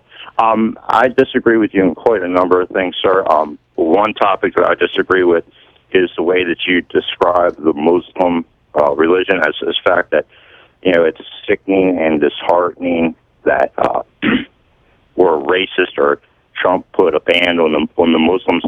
Actually, President Trump put a ban on the countries for which, even during the Obama administration, felt that these were areas that created or were more of an area where we had these ISIS. Tom, you can't sanitize this. I'm not buying this BS. Trump campaigned on it. He called it the Muslim ban. He called it the Muslim ban hundreds of times. You trying to pretend that that's not what he said? So are you going to yell at me, or can we have a civilized discussion?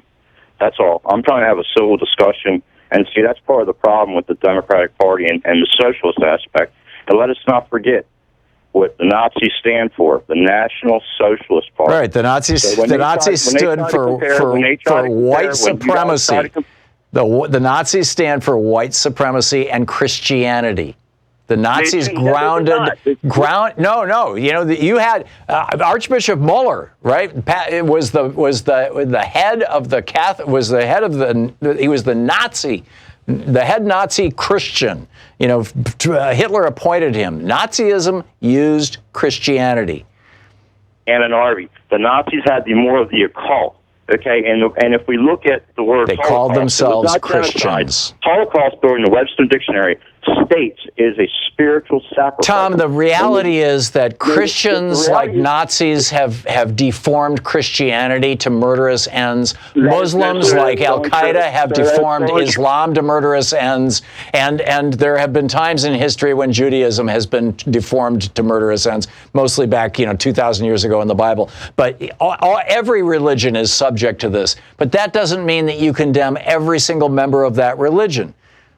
So I guess you feel Antifa is a good thing. I guess you think that Antifa is doing a positive thing by doing the same thing that the brown shirts did during the Germans during the 30s. No, what the Antifa people are doing is the same thing that the White Rose Society did, which is resisting fascism. That's why it's anti-fascist. That's so untrue. That's why it's anti-fascist. That's why they're attacking reporters. That's why they go to a place with an AR-15, try to firebomb. No, it's the fascists who are doing that, Tom. You're oh, jeez. Tom, try it someplace else. Patrick in Long Island. Hey, Patrick, what's up? Yeah, how you doing, Tom? Thanks for having me on. Boy, I tell you, you talk about role reversal, projection, shifting blame, or whatever. Boy, that's a Fox News watcher for you. I just quickly wanted to tell you, I'm in Long Island myself, and it's a conservative area. And this comment of go back to where you came from, as I said, we're roughly the same age. In the turmoil of the 60s, early 60s, with the busing, which I remember clearly, and if a black came in the neighborhood, woo, woo, woo, and the yelling out windows and people saying things like they ought to go back to Africa. And I also recall George Wallace having in his platform the offer to ship people back to Africa. But it is just beyond reality. Which, by the way, is grounded in American history. James Monroe, who was the president who, as I recall, followed James Madison, who followed Jefferson, etc. James Monroe actually did ship a bunch of people of African ancestry in the United States back to Africa. They carved out some land there, or they stole some land there. They named it Liberia after liberty. The capital city is Monroeville. It's named after James Monroe. And so there was actually an attempt to do that at one point in American history.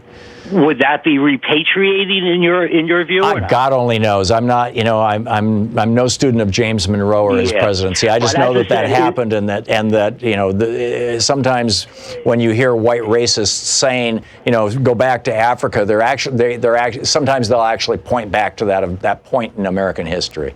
Okay, I could see that. I just am shocked at the fact that what you and I probably heard as children about, the other, and gradually over the years we progressed to a more spiritual and understanding level that everybody's a human and is entitled to certain decencies and being treated. And here we are back with the same nonsense because of a person who is psychiatrically ill and really is a danger to society. In the White House, yeah. I'm with you. Patrick, I want to get one more call in here before the end of the hour. Margie in Wisconsin Rapids, Michigan, or Wisconsin rather. Margie, we got about 45 seconds. What's up?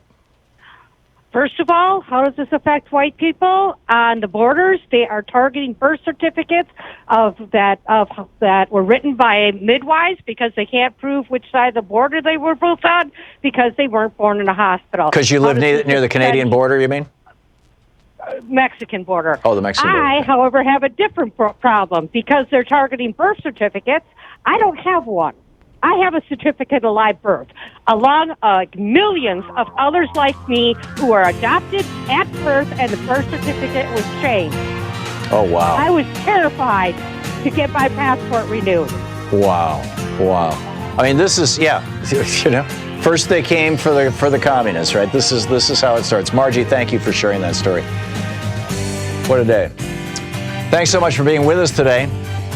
A fascinating one. We'll be back tomorrow. And in the meantime, don't forget, democracy is not a spectator sport. It doesn't just spring spontaneously, like Minerva. I mean, you have to build it, you have to nurture it, and you have to work at it, which means showing up. So get out there, get active, tag. You're it. We'll see you tomorrow. Same time, same place. Have a great afternoon. You've been listening to Thom Hartmann. For audio and video archives, visit thomhartmann.com.